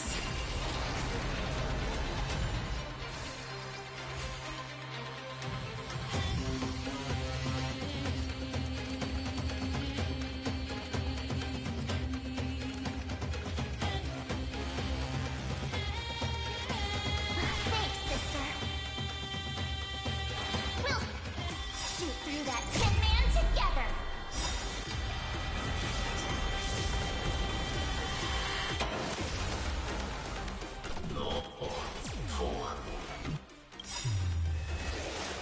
Okay.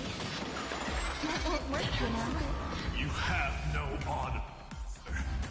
You reside in the body of a hero, yet you're so despicable.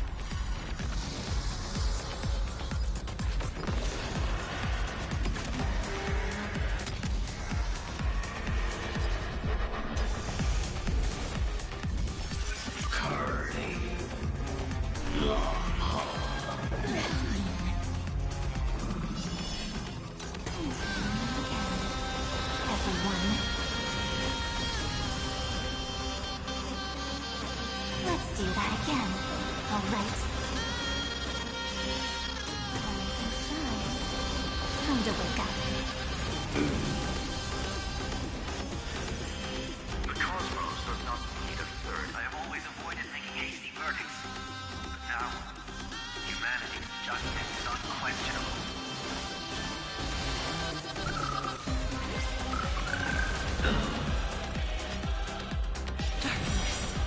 Follows me.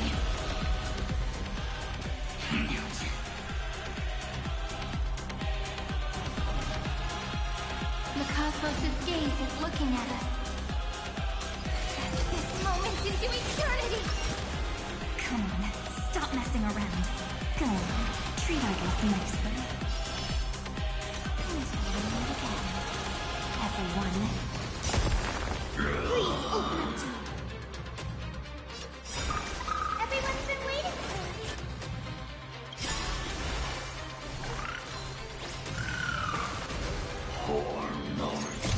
Don't worry. We're We're all here.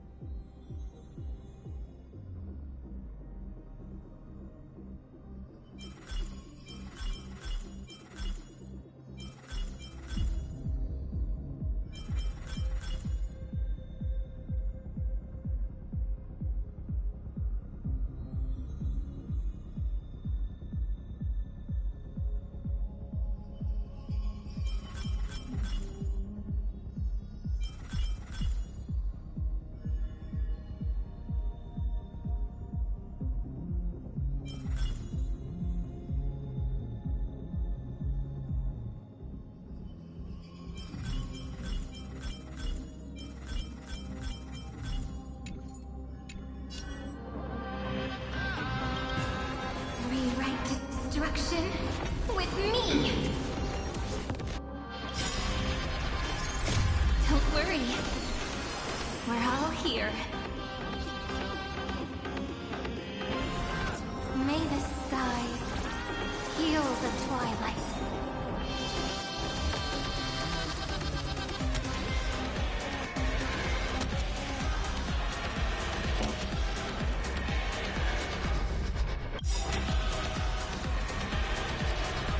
I only wish that death may protect us. May the faint light dispel the gloom, restore clear skies. Once more, I shall remember this one. Don't worry. Just the night will soon fall. Good night. Struggle as much as you want. You brainless half-baked tool with nothing but impotent rage.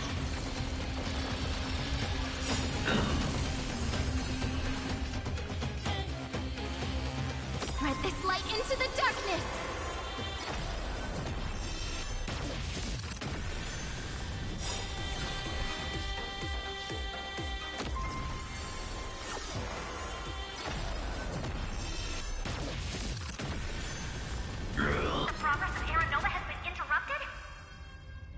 Does this mean we won? But we have a bad feeling about this! The golden thread still trembles. The war is not over yet. Correction. This is not a war, but a debate. The argument about the Prime Mover is only about to begin. In war, Eternity. Or Eve Cargo.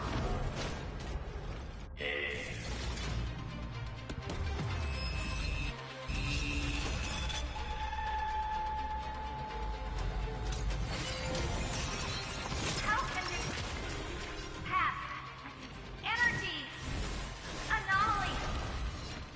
We must stop. Otherwise.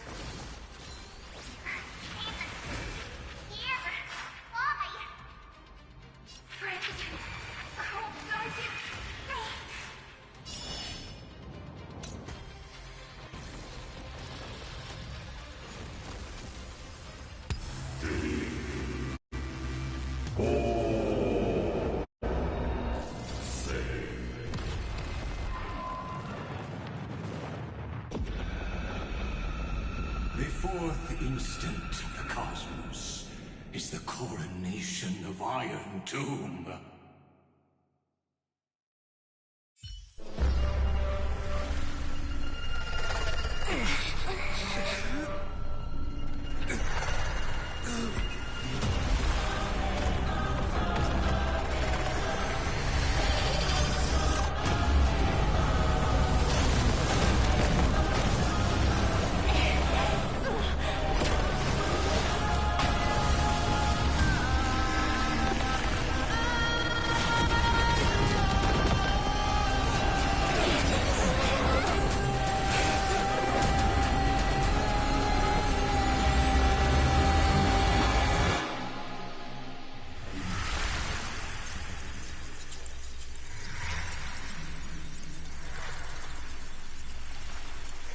conclusion is irrefutable. The right side of the equation, the erudition, falls silent. In 13 heartbeats, they will begin recalculating the universe. With destruction as the only solution.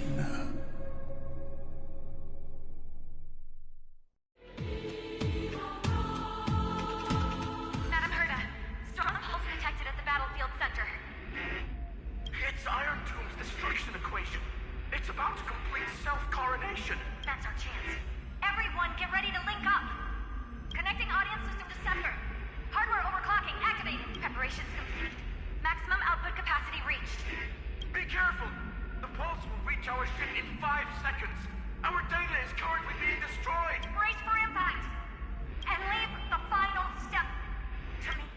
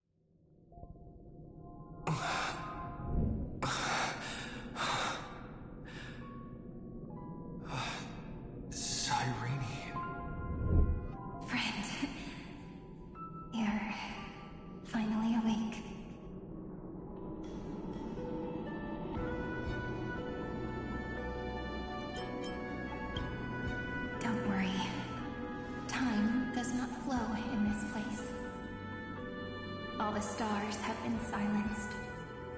Iron Tomb is dissolving everything that I can sense. But I'm still here, and you're still here now.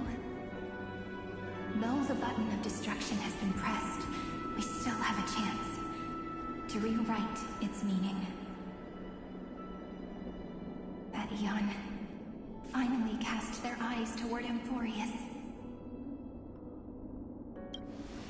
Yes, I imagine they have also been waiting for this moment, when the scepter's body and heart become one. Iron Tomb is a perfect arc. If a seed can be planted within, then the moment the Lord Ravager blows the erudition to pieces, the remembrance will be spread to every corner of the cosmos. The cosmos will witness Amphorius's answer after this fleeting, yet eternal moment. And now, it's time for us to pen the last stroke. I see endless memories floating in the starry skies. They are the consciousness of the victims. In the cosmos' real space-time, they'll be stained by the destruction in the next second. But they are still pure seeds for now. If I hold these memories in my hands, then I can create a stagnant memory zone. A tiny Eden of blessed insight. I believe the flower of miracles will bloom within.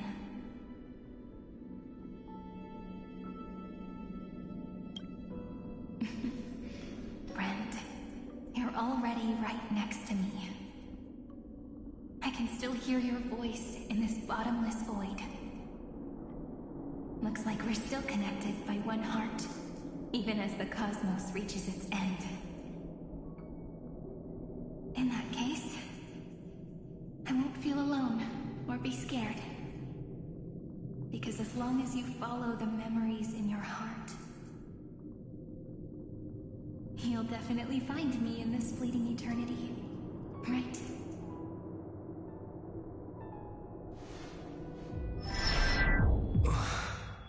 Cyrene. What are you waiting for, passenger? I specifically came over to check on you in case you got lost. What's the big deal? Pom-Pom is the conductor after all. At long last, you've embarked on this road as well. Many, many years ago, they were standing at the start of the road in hesitation, just like you are now. So, Pom-Pom came over to give you one message. Run. Don't think about anything else. Just run. Even if the entire cosmos has stopped. Even if everyone else is tripped by the darkness. You still need to keep running. Picture yourself as the Express, moving forward at full speed. Because that's what the Trailblaze means.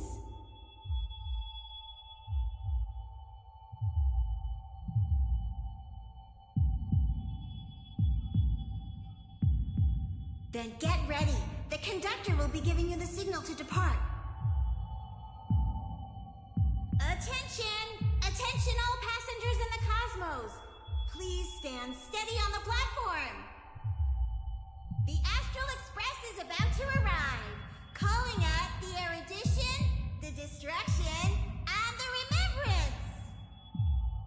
Final destination, the Trailblaze. 5, 4, 3, 2, 1. We depart for tomorrow.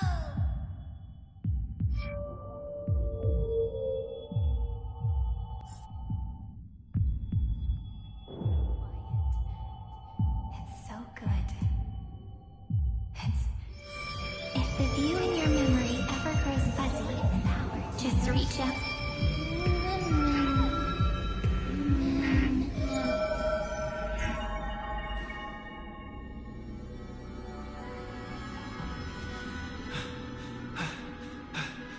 Amphorius' heart.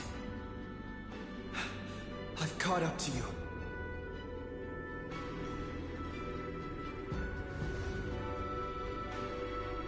Let the first light illuminate chaos.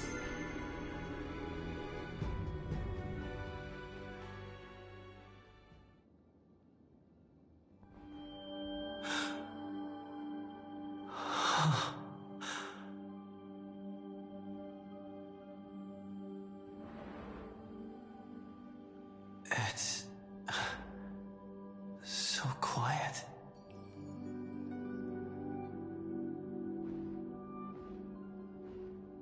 Everything's frozen in the most beautiful moment. This garden is your memory. I'm here, Cyrene. I knew you'd find this place. And walk into my heart as you've always done. Then let us both do our duty. The hero who trailblazes the way forward, and the fairy who watches over remembrance. We never changed at all, did we?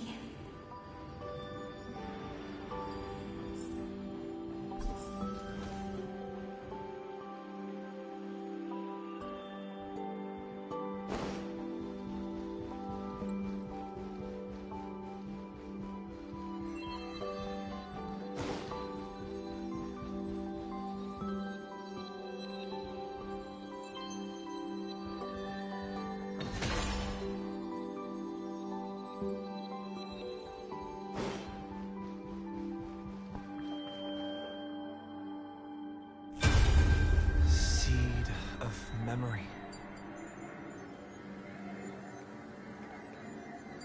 These memoria are what Cyrene took in. They're the memories of all of the cosmos' life forms. Did her sense of self already become so weak in order to protect them? The path characteristic you exhibit is very special. There's no way you're just a simple memo sprite. However, I'm sure about one thing. You are a memetic entity born in Amphorius, yet you only awakened with the Little One's arrival, and only matured as he embarked on the path of remembrance. That means your existence is completely attached to his memories. If ever there comes a day when he forgets about you, for even a few seconds, or loses his last connection with Amphorius, then you must be prepared for the worst. You will disappear in the memory zone, utterly gone, without even a single line of data to remember you by.